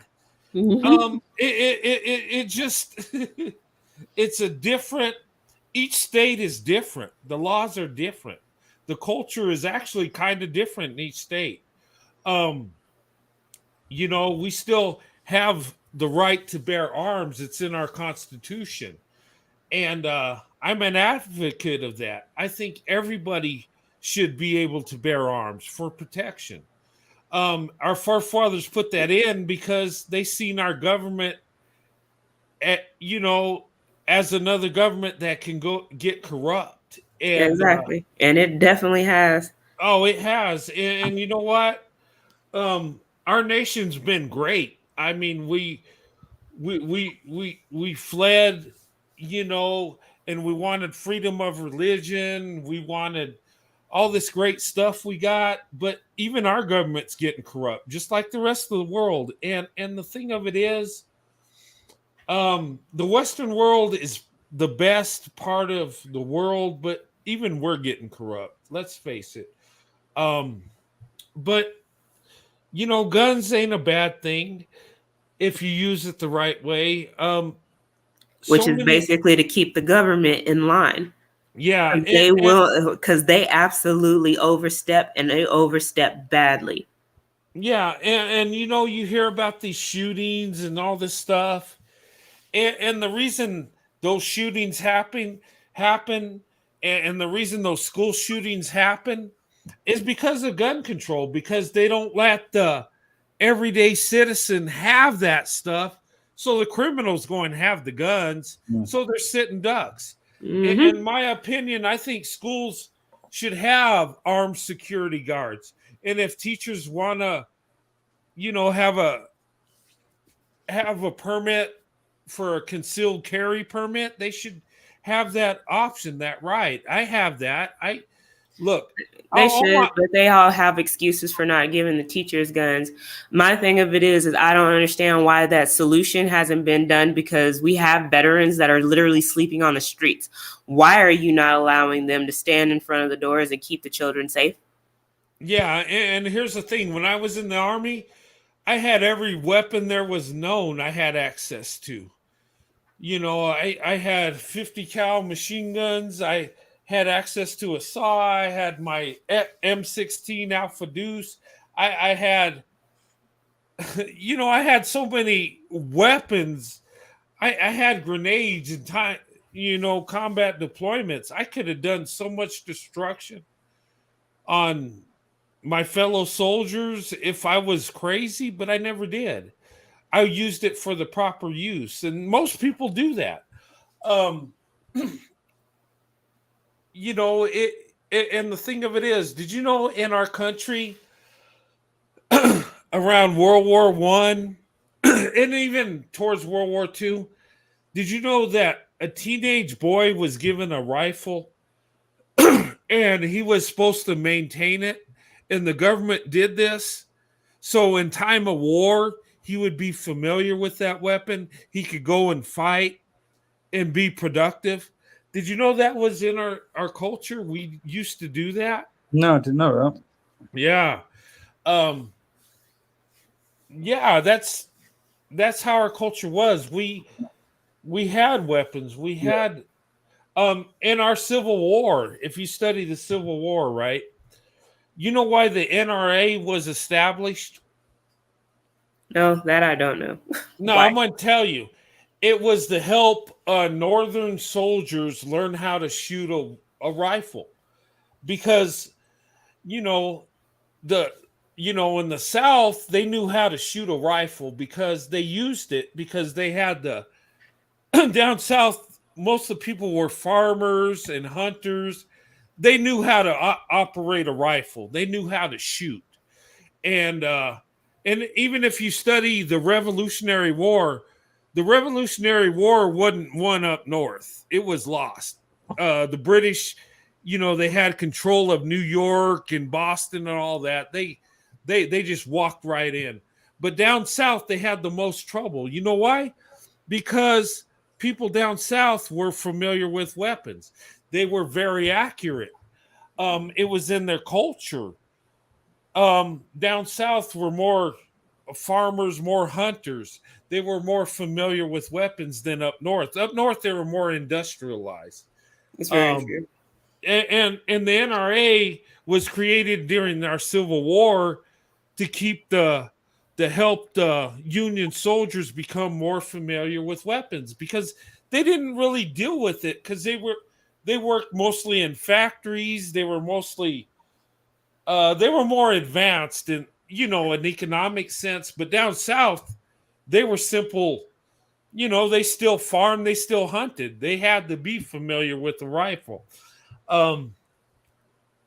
But I mean, that's where the NRA started, and it's there today.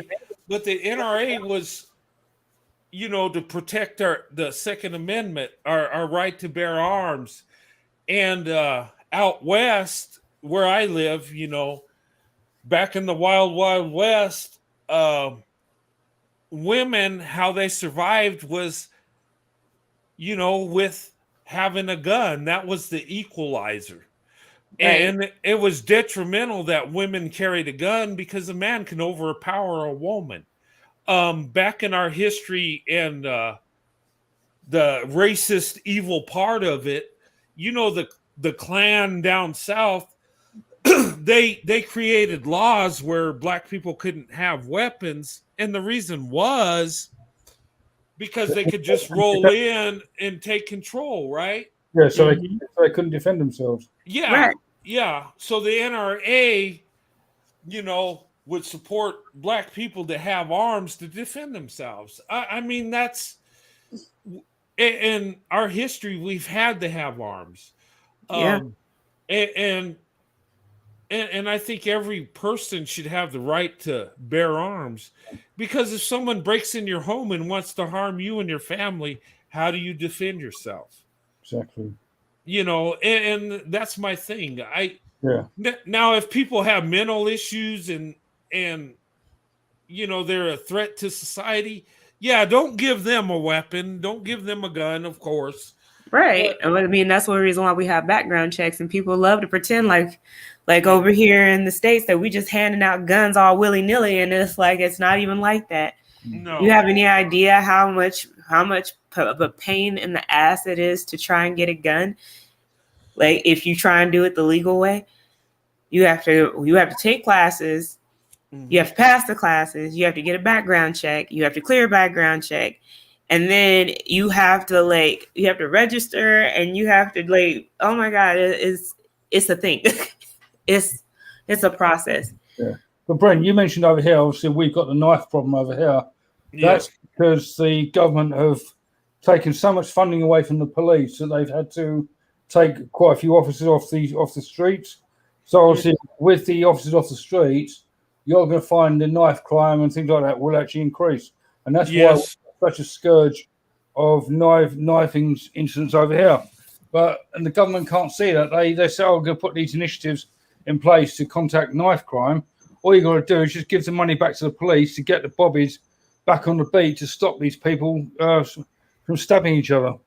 Well, I mean, and that's the thing, though. Like, the knives are there for y'all's protection as well, because I know that you guys also have a problem like we have with immigrants.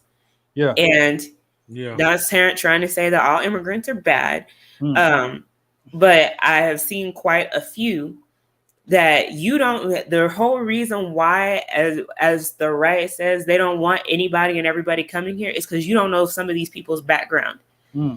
And I've seen videos from over in your country of a woman trying to go into her house with her very young daughter, and some dude trying to grab the daughter out of her arms. Yeah. And it's like, I don't understand how it is that our governments, regardless of whether they're United States, United Kingdom, wherever, how they think that they're supposedly helping us when they're not doing proper checks for everybody, because you're trying to appease the loud masses talking about racism, this, that, and the other, but you just letting anybody come over here. You don't know who these people are, why they're actually running. You give us a sob story about their fleeing oppression, but what if some of those people are the oppressors that they're fleeing from and they coming over here? Yeah, Like, if you look at the reason why they're fleeing from these countries that are in war, because the West have actually funded these countries with the weapons to start these wars in the first place.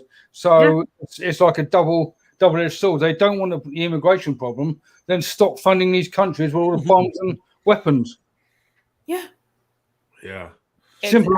Simple solution to a simple question, really. And also they say about immigration over here, oh, we've controlled 75% of the immigration. Well, if you control 75%, use the same procedure you're using for the 75% on the 25%, and you stop immigration straight away. I swear, it's the same all over. I don't know what the purpose of the government is. I guess it's just to make us feel like we have some type of order, because they are not doing their job, not at all. But I guarantee you, I don't know if Pro is going to be like, why you start talking about the government, because I don't want to get her stuff taken down, because they sure will listen to us talking smack about them, but they won't do anything about people causing real problems. It's so frustrating. Yeah. Well, look, the crazy thing is it's a different world in the United States than the UK. You know, and I don't know how it is in England. Kind of doesn't sound like it. Well, yeah, we're kind of similar in a way. It's kind of funny, but yeah, and we speak Brendan, we speak the Queen's English. We do. Well, I don't know. I speak American, because there's some things that y'all say and I don't understand. I know. Vice versa. Yeah, you guys speak the real English. We speak English with a little I don't know, a little accent and a little how can I say it? With some slang added. Yeah. And it's like an English hybrid. It's kind of funny because it's that way with all languages. I live in New Mexico, right? And a lot of people speak Spanish, right? And when I was in high school, there was these kids that came over from Spain, and the Mexican kids could understand them a little bit, but it was like they didn't understand it totally. It was like, oh my God, I can't. There was like a barrier, even though they spoke the same language. But with English, it's the same way. It's kind of funny. I speak to people from the UK, and it's like sometimes when they got a heavy accent, or I have to really listen close, and if they use some slang words, or I do, it's like we get disconnected for a little bit. It's so funny. And you want to talk about funny? Trying to understand Cajun or Creole. Oh God, yeah. I don't even want to go there. But okay. Yeah, and that's another thing. And it's funny because all across our country we talk different. Mm-hmm. We sound different. You take someone from like New Orleans, and then you take somebody from New York, Wisconsin, Boston. Oh God, Wisconsin. Somebody from down south. Oh my God, it's like we got. It's so funny. Yeah, but it's like my partner. Obviously, she's from St. Vincent, and she's got a very, very strong Caribbean accent, and obviously she speaks like Creole at times. It's like, what the hell are you saying, girl? Speak. Yeah. I can understand you. You know what I mean? Yeah. And then she complains when she can't understand me at times. So I think it's vice versa. Oh yeah. Yeah, Yeah. Language barriers are hilarious because it's just like it's funny, but you know what, with accents and stuff, I always find it attractive when black women have like a different accent.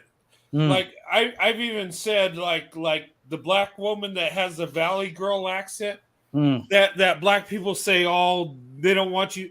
That actually is it's attractive to me. I always thought it was kind of neat. It was cute.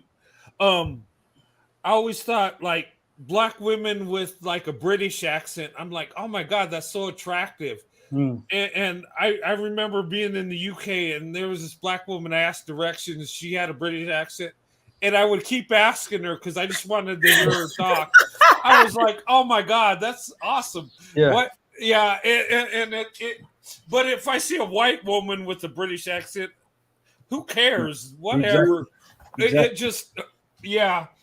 But The thing is, Brent, it's like me. I say, as you know, my past relationship, I've married to a black woman from Sierra Leone for 27 years, and I got to know some of the language. So when I was on the streets on my own and people were talking and I interacted with them, they couldn't understand how the hell I know the language. It wasn't until I mentioned that my ex-wife was from Sierra Leone that, and because they try and cuss you out, but when you reply back in the Creole, which is the language she had over in Sierra Leone, they think, oh shit, this guy knows what he's talking about. That's the best. Was one of the motivations I have for learning different languages because I want to know if you talking smack about me, and if you are, I'm answer you back in your language and say, I heard what you said. You know what's funny is where I live, being in New Mexico, right? And being around, well, and the crazy thing is where I live is white people are a minority, right? Yeah. And the majority is Mexican. So when they start speaking Spanish, I don't understand it until they're cussing me out, and then I understand it pretty clear. And I'm like, "What the hell did you say to me?" It's crazy because. I mean, the funny thing is, Brendan, when you see the shock on their face, because they know what you said, or sorry, like you know what they've said, it's like, oh dear, this white guy understood what I said. It's funny because growing up, you know, it's funny. They teach you all the bad words. They don't really teach you the language. So when you're being cussed out, it's like crystal clear. Yeah. But when they're talking regular, you pick out a few things and it's like, okay. And then you'll get lost because you can't keep up. But when they cuss you out, it's like, oh, okay. What did you say to me? And I look at you like, do you? I don't know exactly what you said, but I heard fighting words. That's what I heard. Yeah. But yeah, that's just funny. But it's funny because people will teach you a lot of times their language when you grow up with them. They'll teach you all the bad words. Yeah. But you don't really learn the language. You just learn to cuss somebody out. I swear. And it's the same thing with American Sign Language. Oh, is it? Yeah. They'll teach you, like, if you have kids just being friends and teaching each other, they'll teach them all, like, little bad things to say. And it's so funny because then you make a gesture and then you know that don't look right. But they're like, oh, no, I said you were my friend. Oh, okay. Sure. Yeah. I think the funniest thing, though, is like when I was with my ex-wife and our kids were growing up, especially when they're about 3 or 4, you're with other people, and obviously you've spoken to your partner about something that was about these other people, and your kid goes, "Oh, Dad, do you remember when you said this about so and so?" Oh my God! And you think, I need to get this ground to open up. You know what I mean? But that's what. I know that y'all's food is different there. So, do y'all have like the granola chewy bars? Yeah. Did y'all ever get the advertisements from Chewy? It's like your kids talking too much because that's exactly what those kids were doing. Like a kid goes up to the bride at her wedding, and then he's like, "My mom says that she can't believe you wore white."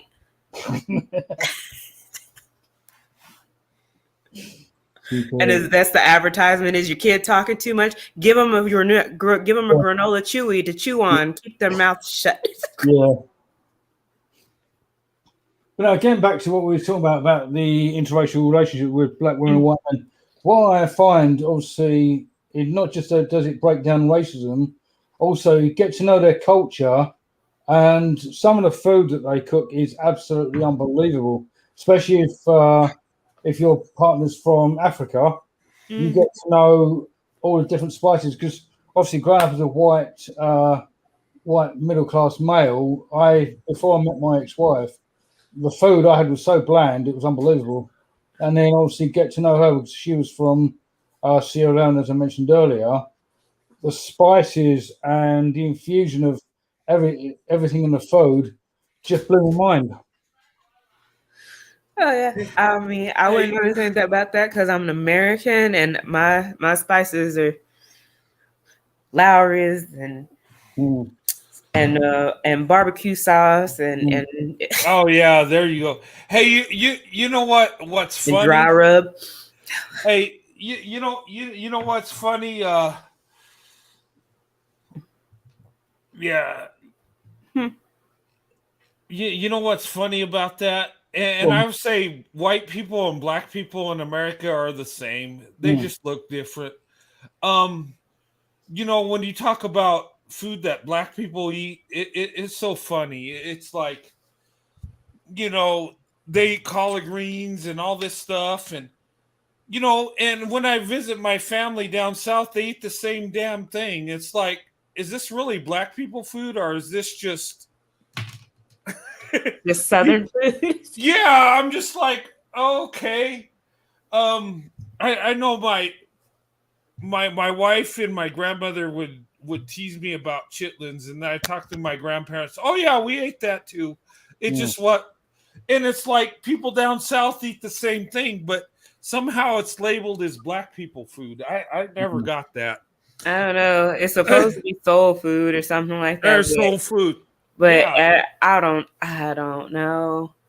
I feel like there's a whole thing behind that. But now that the wool has been pulled from over my eyes. I mean, I don't know what to believe anymore. Folks just be saying any old thing, and it's like, well, soul food supposedly came from, we cooked that because that was the trash parts from the master's house, and we got that, and I mean, it sounds plausible, but now I don't know anymore because folks has been lying to me.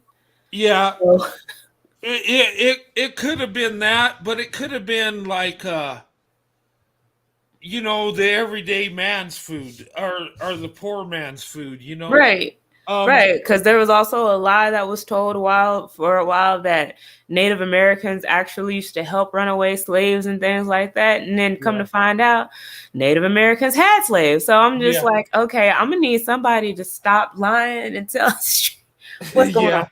Well, I think Native Americans played both sides of it. They had slaves and they helped runaway slaves. And that's what white people were doing too. They had slaves and they helped runaway slaves.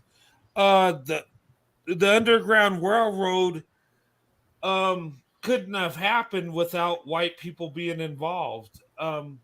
You know, it's like white people in our history are like the problem and the solution.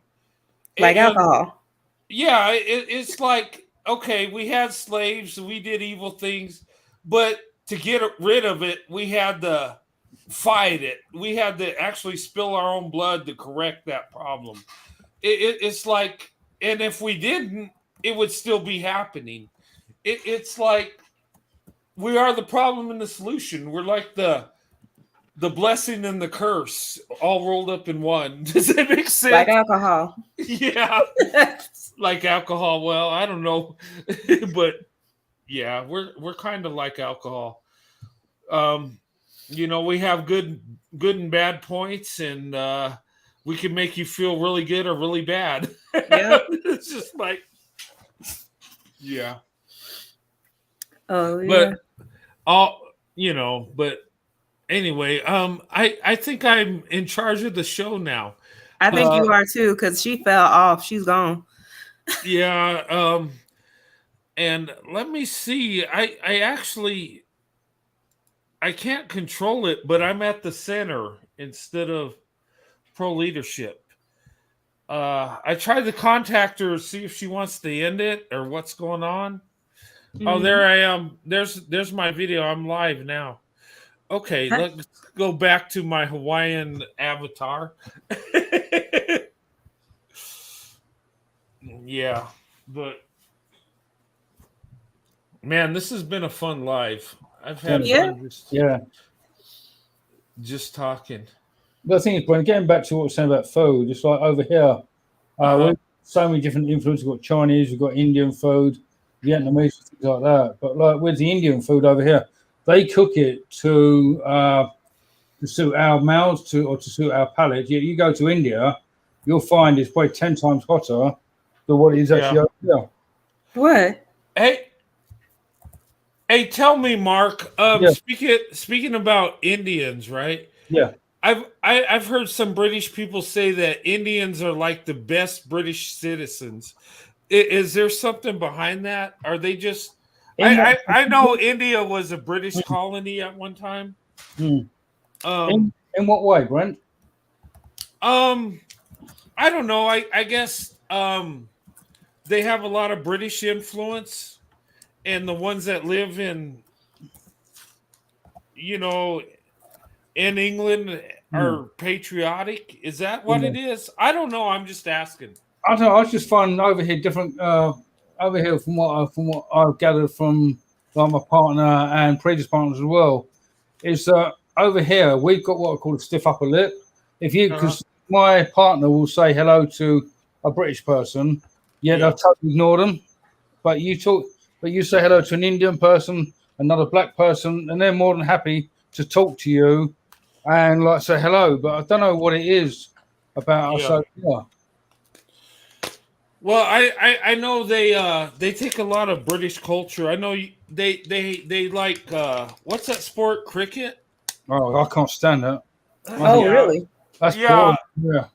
Yeah, but I don't know. I served in the army from a guy that was from India, and he was like, "Oh yeah," and he was talking about cricket and British culture, and he's like, "Oh yeah." Right, it's not just the Indians; it's Pakistan. The people of Pakistan heritage as well. They love the cricket because there's a big rivalry. Really? Between India and Pakistan is the two main test series over here. Yeah, that's like a big sport in India. I know he would talk about cricket all, and I'm like, what is this? Is this like a knockoff of baseball? Like, I'm just like, it was weird to me. It was, I mean, not to knock it or nothing. It just, I wasn't used to it, but. Well, I mean, how long has cricket been around? Did we take cricket and just do something with it and make it into baseball? What happened?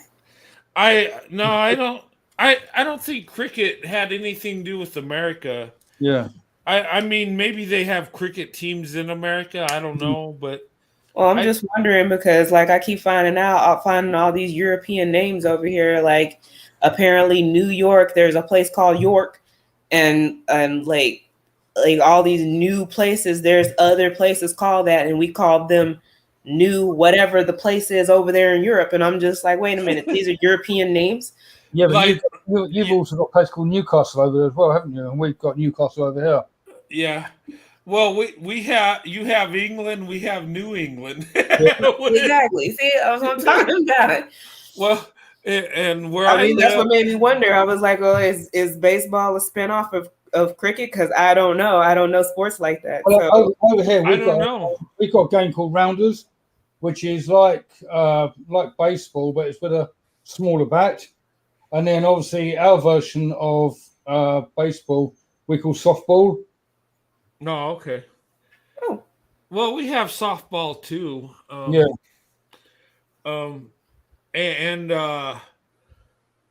Your version of football is different from our version. Yeah, because you call it soccer, don't you?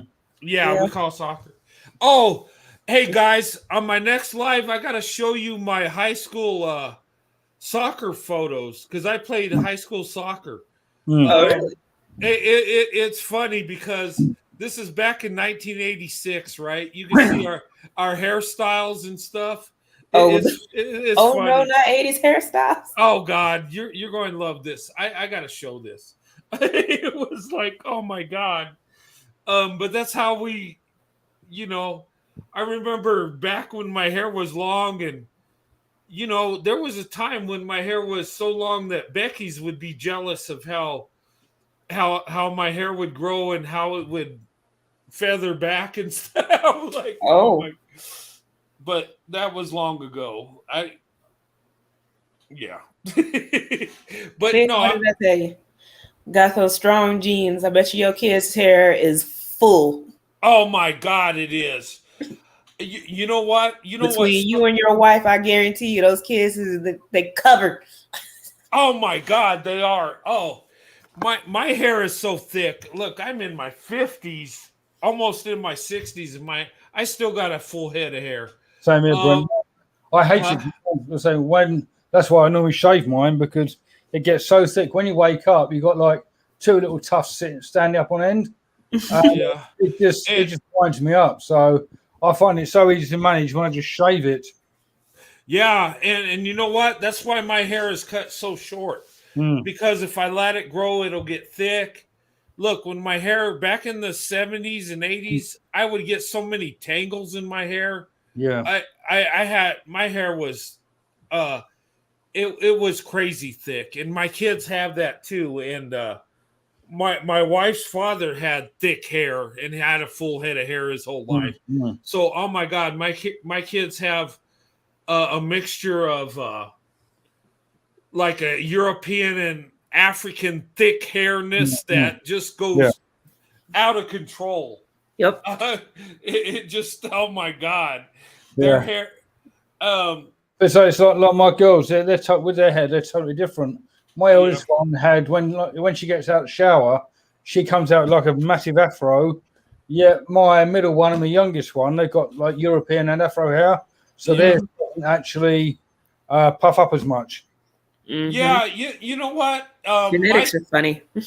Genetics are funny because my oldest daughter's got hair like my wife, just real coarse, really. And my youngest daughter's got straight hair. It grows long and it grows forever, like my mother does. And it's like a light brown. And my youngest daughter, don't even look like she's black. She almost looks Hispanic or Native American. But my oldest daughter, you can tell she's got the black genes in her, and my son's like in the middle. It's like they're all different. The genes are just y'all look like people waiting at a bus stop, not a family. Oh gosh, yeah. It's funny because when we were walking around Hawaii, I had my wife, my kids, and grandkids, right? And I mean, I think we had every color of the world, actually, from white to black and in between. Wow. And it's funny though. It's like we all look alike, but we're like in different shades and different hair textures. The thing is like when all my kids were growing up, because obviously there's about 20 years difference between my youngest and my eldest. We go through the photos of when they were like 3-4 years old, and I'll tell you what, they could pass for triplets because they look so similar. Oh wow.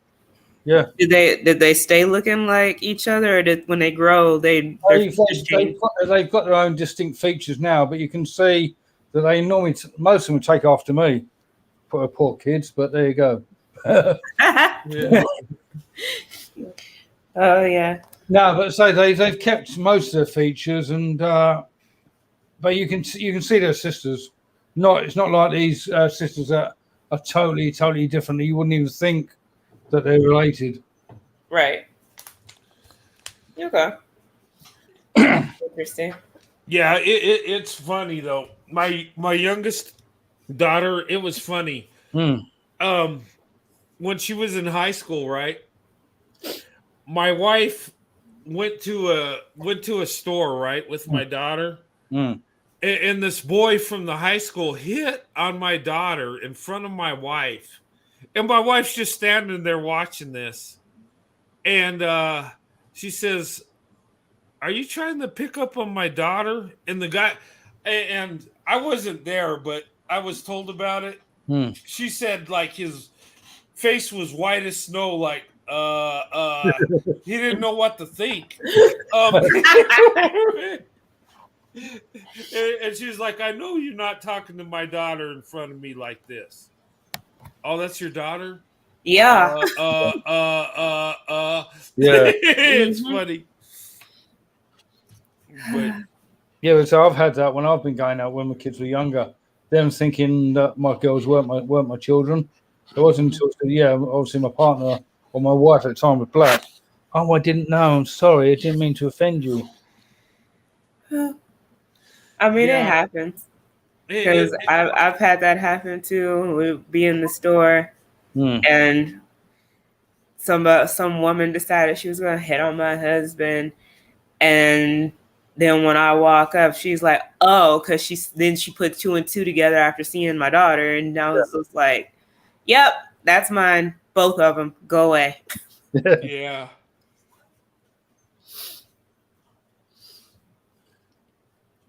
Uh, Yeah, that's crazy. That's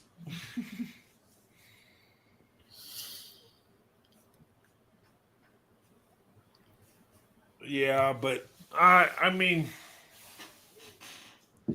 I could tell you some stories. And one time my wife was upset because I was at work and she was, out in town with the kids, and she was at some store, and I guess some lady said, "Oh, those are such cute kids," and she was like, "Oh, thank you."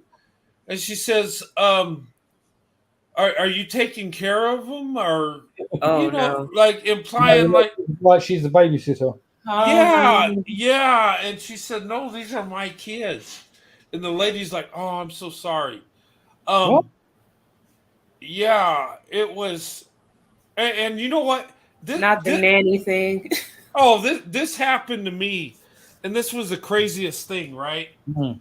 I went to a high school reunion, right? And it was like, third, I think it was like a 20-year reunion. And we're all up in age, and I have my kids and stuff. And one of my old high school friends say, "Oh man, you got cute kids." He says, "Is your wife Hispanic?" And my wife was standing right there, and she says, "No, I'm black." And he was like, "Oh my God, ma'am, I am so sorry. I apologize." And oh man, because where I live, white men married to Hispanic women is very common, right? Mm, mm. Um, and my kids, are light complected, so he assumed that I married a Hispanic woman, Yeah. right? But my wife is black, and my wife is, you know, dark complected. Mm, So mm. it was like he said that, and my wife says, "No, I'm black," Yeah. and he was like, and he didn't mean it in a bad way. He just didn't know who I was married to, Yeah. and it No, was but it goes back to that conditioning. Why would he assume that? Because the way that yeah, black women are perceived to not like white dudes, why in the heck would he think that she was with you? yeah, that's true. And and here's the thing, and I think this needs to change if we're going to open up our options. And I think black women need to help us out with this. Mm. White men in the collective is let us know that you're interested. Don't throw yourself at us, but a smile and a nice conversation helps, Yeah. because we a lot of times don't think we have access. I Yeah. remember when I was dating, I thought, "Oh my God, I'm not going to do very good. They're not going to like me." And some didn't. That's true, but some did, and I'm like, And I was amazed at the ones that were interested because I didn't expect it at all. And and and why would I think that? Um, why would any of us think that? It's because we've been conditioned to believe that. Exactly. We've been told that the only people attracted to us is the people within our racial group, within Right. our ethnicity, and that ain't true. Um, and in fact, I'm not attracted to women in my own racial group. I'm not. Well, I um, mean, that's the thing, though, is like we can only do so much because, to be yeah, completely honest, as much as we could talk about it, we are probably rare because a lot of my fear of it is going to be that there's all these women who will come over here and say that, oh, I'm going to date white men, this, that, and the other, all because they're mad at black dudes and they're just trying to get even. yeah, And the fact of the matter is that with black women that genuinely like white dudes is, I don't want to say it's rare because I really don't think that that's the case anymore. But yeah, at the same time, I feel that that's going to be a thing. The more what's going to be more likely is the former, which is going to be a bunch of women sitting there saying, "Oh, I'm just dating white dudes because black dudes said blah blah blah blah." They're literally turning into the men that they don't like because I've seen them. They're on the TikTok social app and all this stuff, sitting here talking about their sob stories about rejection, about black dudes rejecting them, and then saying, I'm gonna start dating me white dudes. Like, okay, good for you, sis. You could have just done that. You did not need to come on this app and this now none of that. You yeah. could have Now just started dating. Like, yeah, I don't know what your problem is. But don't you find though the younger generation is starting to date more interracially? Oh yeah, they are. yeah, They are, and like I said, there's gonna be plenty of them that's just being what they're doing. It's just my concern is about the ones that do come over, and that's what they're doing. Like the one I was just talking about. Why are you announcing it? Nobody needs to know that you gonna start dating white dudes. Just start dating white dudes. Why are you over here telling everybody about it? It's yeah. like getting a badge of honor. Yeah. I mean, I like white dudes. I mean, I'm married to one. I don't have to go tell everybody about it. You know what? And that's the thing. Black women, white men, when we date out, we don't go announce it to the world. We really don't. We just do our thing. We live our life. When Tyrone and Becky date out, it's like a Big thing. it's like a public announcement. It's like, they got to broadcast it around the world. Guess what? We're dating interracially, and Tyrone will tell Keisha, like, hey, this is my preference, and she does what you don't do for me, and this crap. And then you'll have a Becky saying that white men are racist, ain't worth a damn, and I'm with Tyrone because he's the best. And this is what we hear. And when white men and black women get together, we don't care what anybody thinks. We just do it. We just live our life. And and maybe that's why our marriages last longer, because we're into each other. Yeah, and the thing is, what I find as well with black men that date white girls is that black men reject black women because apparently they're plus size. Yet when they go with these white girls, they're plus size. Oh my God. They're more than plus. They're like exactly beach whale type. And that's the thing. Do you think that's the reason why they love being part of these activist groups so much? Is because they can't just go out and do their activism. They got to go around and announce it for everybody. Yeah, it's yeah. At every size. Oh yeah, eat the rich. Oh, I'm trying to think of other stuff that they say that's just absolutely unnecessary. It's like just go do the thing. I don't know why you got to tell everybody about it. Like I understand like some of your content being about it because you want to make people aware, but Yeah. Like every single thing that you post has got to be about it. All the trainees. Oh, I have my pronouns. Like every freaking video you make, bro. If you don't sit down and I don't care what your pronouns are. Do you want some from the store? That's all I ask Yeah. You know what's crazy? When talking about the weight thing, it's like when white women gain weight and they get overweight, it's like, oh my god. But when a black woman, they look like Jabba the Hutt, don't they? yeah, but when black women do it, they do it gracefully. Even though they're overweight, they're still attractive. They're still you know what I mean? It's like They they can carry the still weight. pull it They off. carry the weight better because they're I guess, but I mean, I think it also depends on the woman too, because I've seen some of us that's just like, Yeah, there is. you had a whole lot of fun at Popeyes, didn't you? Oh yeah. Well, but what I'm saying is, black women are more attractive with it. They can pull it off better. I've seen some obese black women that are like, oh my god, you need medical help. But there are some that are they're overweight, but they're not extreme, and they're still attractive. Yeah. Who was that woman from 227 that was Jackie or? Oh yeah, Jackie. Yeah, and she was a plus size woman, but she was beautiful. Well, she was very curvy. Yeah, and maybe it wasn't fat; it was just curviness. And maybe that's what it is. Black women are curvy and they just look beautiful. They might be big, but they're curvy. It's not fat. It's not a big belly hanging down. No. Yeah. The fupa.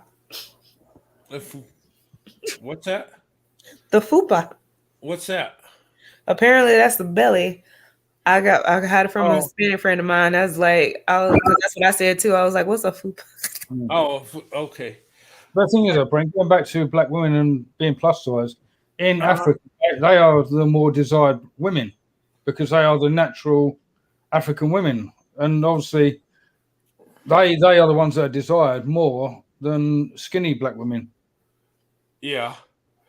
But I would say black women, their beauty can be, regardless of what shape they take, they can pull it off. Because you look at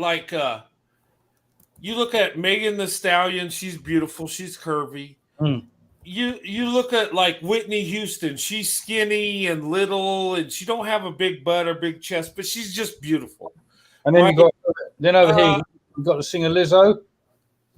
Well, and she flaunts her sexiness as well, which is really good as well. Well, see, Lizzo's one of the ones that I don't too much care for her because but then too that might also be partially because of her personality. Yeah, I mean, I didn't like Lizzo, and I had never seen her. Like, I didn't like the way she sounded. Like, whenever her songs first started coming out, I heard her come over the radio, and I was like, "What's that noise?" Yeah, it's that god awful. Turn that off.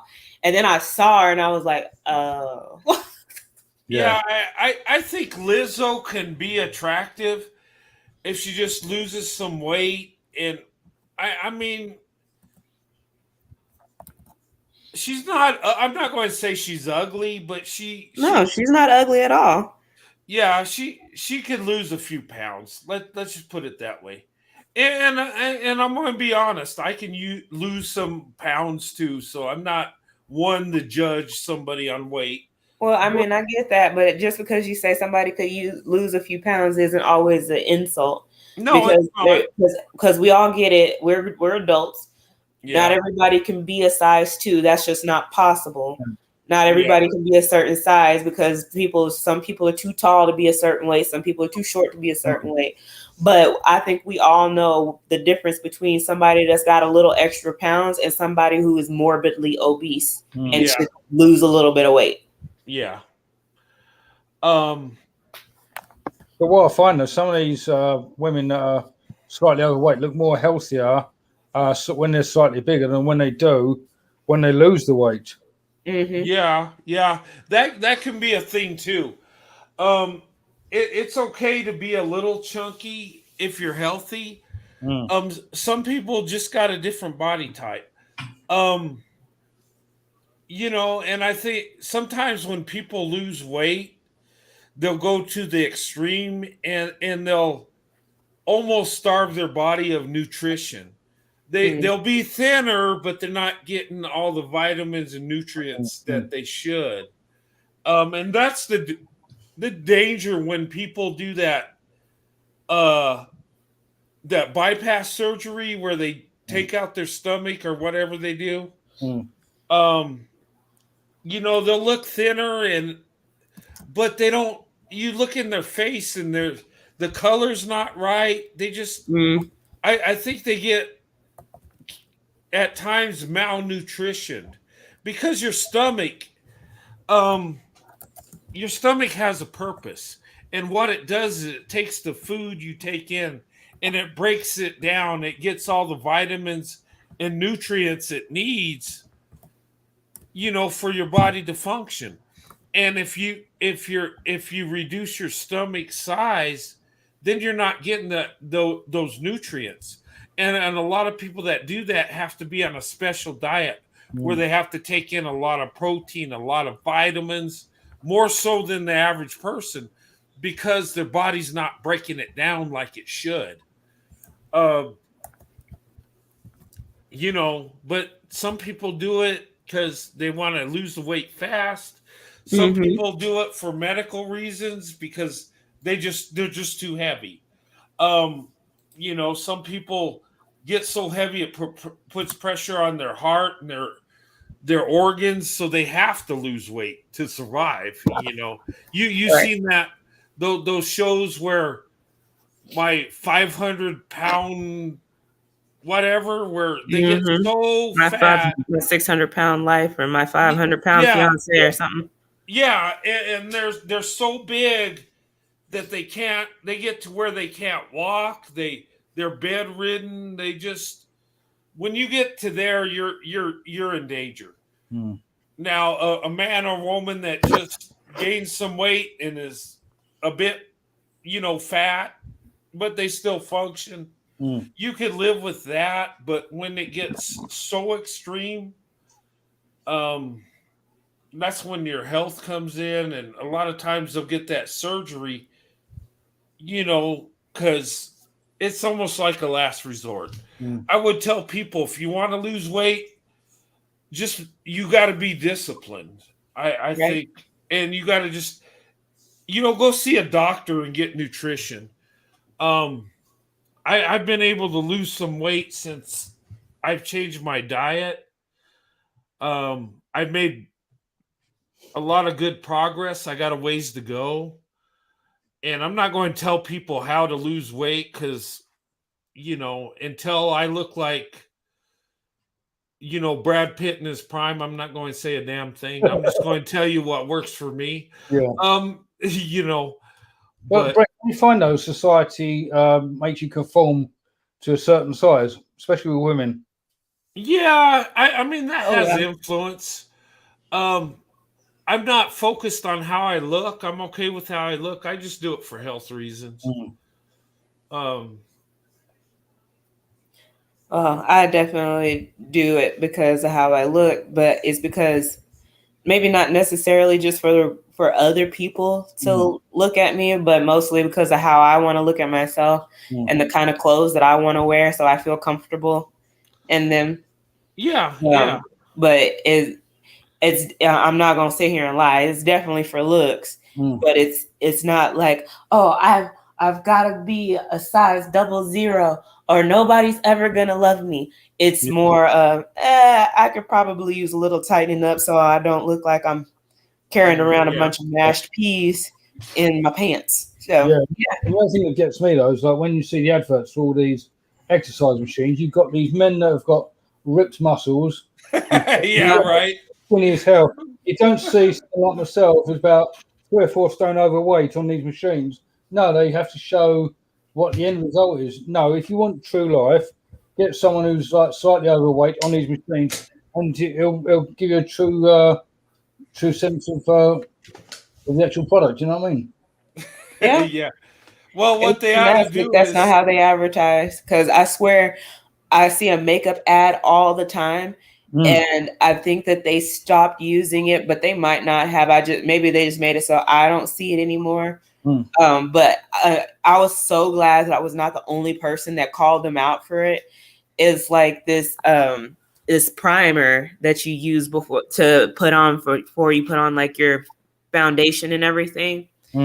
And they thought that people were so dumb that they didn't realize that when they put this primer on this lemon that they were trying to use to show that, oh, this primer helps minimize your pores, that the original piece of fruit that they used was like an older lemon, and it like probably been in the fridge for a while because it was very dried out. And they put the regular foundation on it and was like, oh, look at all these pores. And then they were like, oh, look at how our primer puts this, makes it so you don't really see these pores anymore and blurs it. And it's like, it's this really fresh piece of fruit. Like, that's not the same lemon that you were using. Or how dumb do you think we are, people?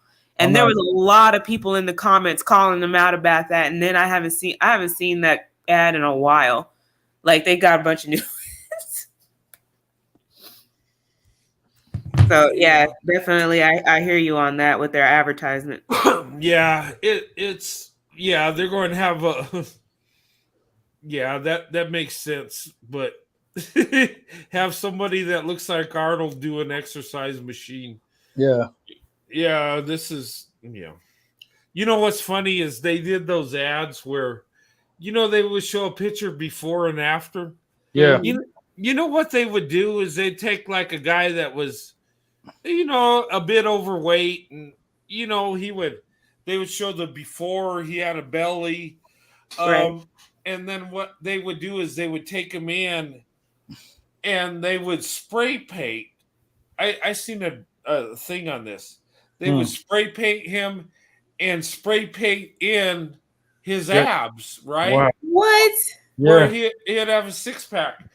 And then they would Photoshop it, make his waist look smaller.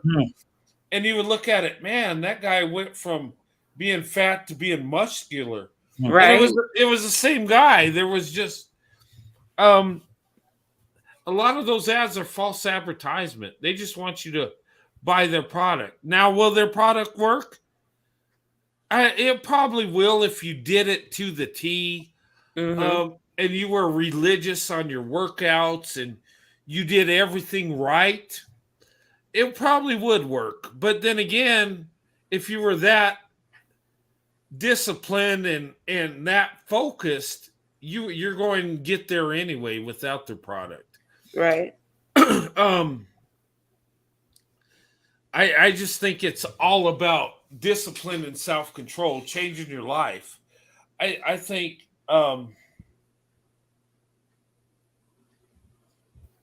and I'm no expert, but I think if you, like, let's say you go through your daily routine, you go to work, it's lunchtime, you go to Burger King or McDonald's, you get your meal, go back to work, you go home at the end of the day, have a few beers, and you're a fat guy, right? And you think, oh, wow, how did I get fat? Well, it's your diet.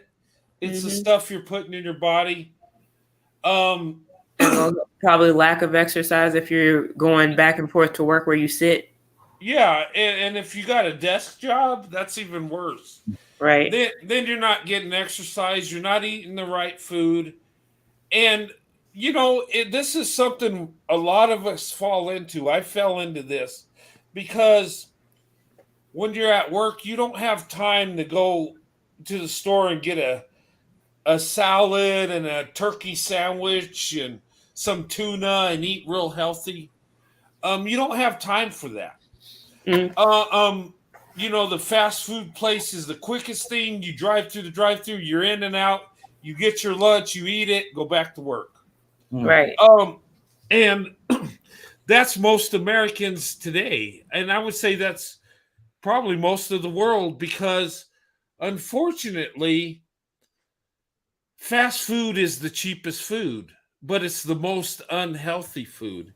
It's the stuff we don't need to put in our body, but Yeah. we do because it's cheap and convenient. Right. You know, um, for me to make a salad and well, tuna is cheap. I mean, there's stuff you can eat that's healthy that don't cost as much. Mm. I know at work I started bringing those tuna packets Yeah. and I eat that. I'll bring a lot of a salad, a big salad, because you can eat as much salad as you want. That's not going to put weight on you unless you drench it in a gallon of salad dressing, I Yep. guess. Um, Guilty, because I'm not eating it. yeah, and that's tough too because a salad's good for you, but are you going to eat the lettuce and carrots and cucumbers without the salad dressing? Right. Yeah. No. So there's no point for me. But Right. but you know, I definitely hear you on that because like that's why a lot of people do meal prep because that way it is something that like if they have a day where they can just cook something and then you know like stretch it out for the next 5 days, that makes it a little bit easier because then it is quick and convenient because you already made it. But yeah, it is very, for a lot of people, it is very hard to try and maintain a healthy diet when you can just roll up on a fast food place and just get in and out and take it to wherever and go eat. So yeah, and I'll be honest, it's tough on me. I've lost some weight. I've lost quite a bit of weight, you know, since I changed my habits, but it's still tough because, God, it's hard to eat right because it takes so much time. For me to eat right, I gotta make my lunch. I got a juice to get all the vegetables and fruits I need. So I bought me a Ninja, and what I do is I just throw lettuce, celery, cucumbers, onions, all the vegetables I can find. I throw in there and I blend it up. And what I'll do is I'll drink it while I'm at work, and it helps with my hunger. You know, because there's something in my body, and it's good stuff coming in my body. It's natural food. yeah. And that has done wonders, but it's hard for me to do that every day because it takes work. I Right. have to prep it the night before. I come home from work, I'm tired. I want to get a shower, you know, watch a little TV with my wife and go to bed. I mean, and a lot of times I'll skip that because I just come home so tired. Yep. And it's like doing the weight loss plan is so much work. And I don't know, that's just my thing, but I feel if I could just do that, and I don't have to do it every day, but be consistent through the week and just try to change my routine. I think I'm trying to do it. And look, I'm not arrived there at losing weight. I'm trying to make this work. I'm trying to change my life, Right. my routine. I'm trying to change because somebody told me, he said, you know what? The doctor told me this because I said, you know what? I want to lose weight. How do I do that? And he said, you know what? It's about portion control and putting the right stuff in your body. And he said it's not a diet, it's a change of life. He says if you go on a diet, you'll lose weight and you'll be happy, but then you'll go back to your old habits and gain it back. And it won't work for you. He said, what you got to do is change your life. You know, what you eat, you got to get in the habit of eating the same thing all the time where you know what I mean? Maybe not the exact same thing every day, but you got to stay with the certain foods and you just got to live with it. Yeah. Brent, what I found with me, with my weight, is I worked nights for 20 years, so obviously my metabolism was upside down. So I'd be eating at night, going to bed, get up again to eat, to go back to work. And and obviously I'm sleeping on a full stomach as well, which didn't help matters, obviously, which means I'm getting heartburn to the point of throwing up in bed because obviously it turned into something called GERD, which is gastro something reflux. Yeah, Wow. acid reflux. Yeah, and that's why I think that's why my weight has fluctuated. But now my new partner, she's getting me into all this fruit and eating healthy, so that can only be a good thing for me. But what I find out, Brent, getting older, I'm finding it harder to lose weight. Well, yeah, because when you get older, you're going to have more problems. Your metabolism slows down. Yeah. Your body changes. It retains more fat. Yeah, I mean, as we get older, we're going to struggle with it more and more. And that's why we got to eat more healthier as we get older, because if we don't, we're just going, and we still got to be active, so as you get older, you got to be more disciplined. When we're 20 years old, I could eat whatever the heck I wanted to, and I would never gain weight. I never had a weight issue till I got to 45. Seriously. Once that happened, my thyroid went out of whack. That didn't help. Yeah. I developed asthma. It was towards the end of my Army career. So I was less active. Yeah. And I always loved to eat. When you gain weight, I would like to believe, well, it's genetic, I can't help it. No, that's a lie. Yeah. I do have a thyroid issue I got to control, but really the reason I gain weight is because I love to eat. I love food. I enjoy food. Yeah. That's what it is. Yeah. Go on. Yeah. And I love food that's not good for me. I'm just saying, I love fried chicken. Is fried chicken good for you? No. The chicken's good for you, but frying it in the grease, no. Yeah. It's like me, when I was growing up, I had a metabolism. I could look at a bar of chocolate and put 5 stone on. You know what I mean? Yeah.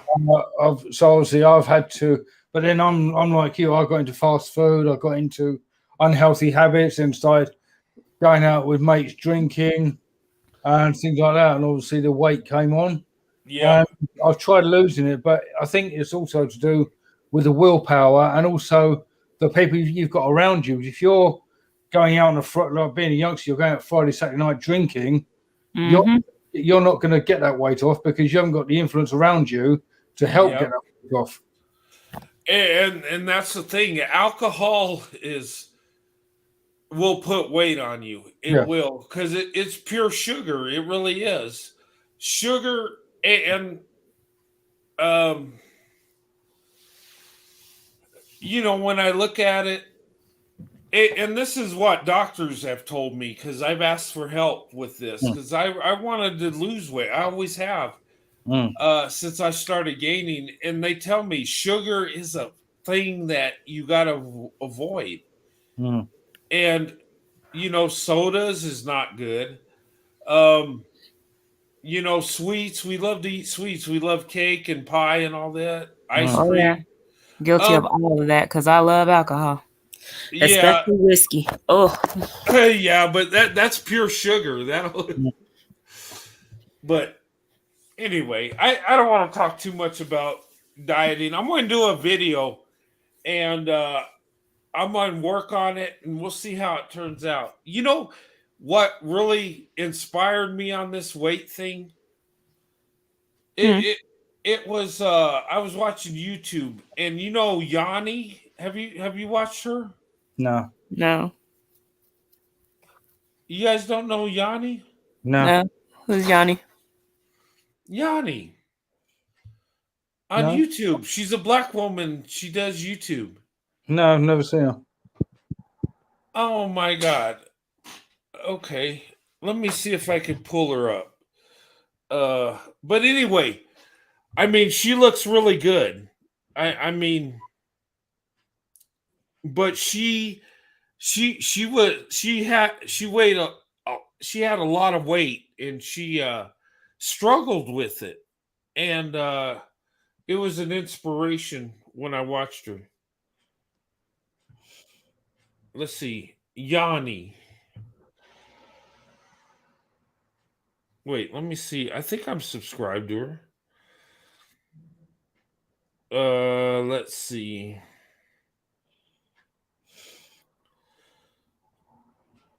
But you'll know her when you see her. But she did a video on her how much she weighed, and she showed old pictures and how she looks now, and that was like it was inspiration. It was like she did what she had to do and made it happen. Real talk with Yanni. You don't know her? No. Okay, guys. Oh, real talk with. Oh yeah. Okay. I think I know who you're talking about, but no, I don't watch her. Yeah, but yeah, right there. Okay. Oh yeah.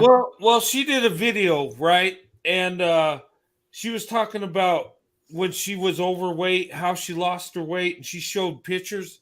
And she was heavy and looks really good now.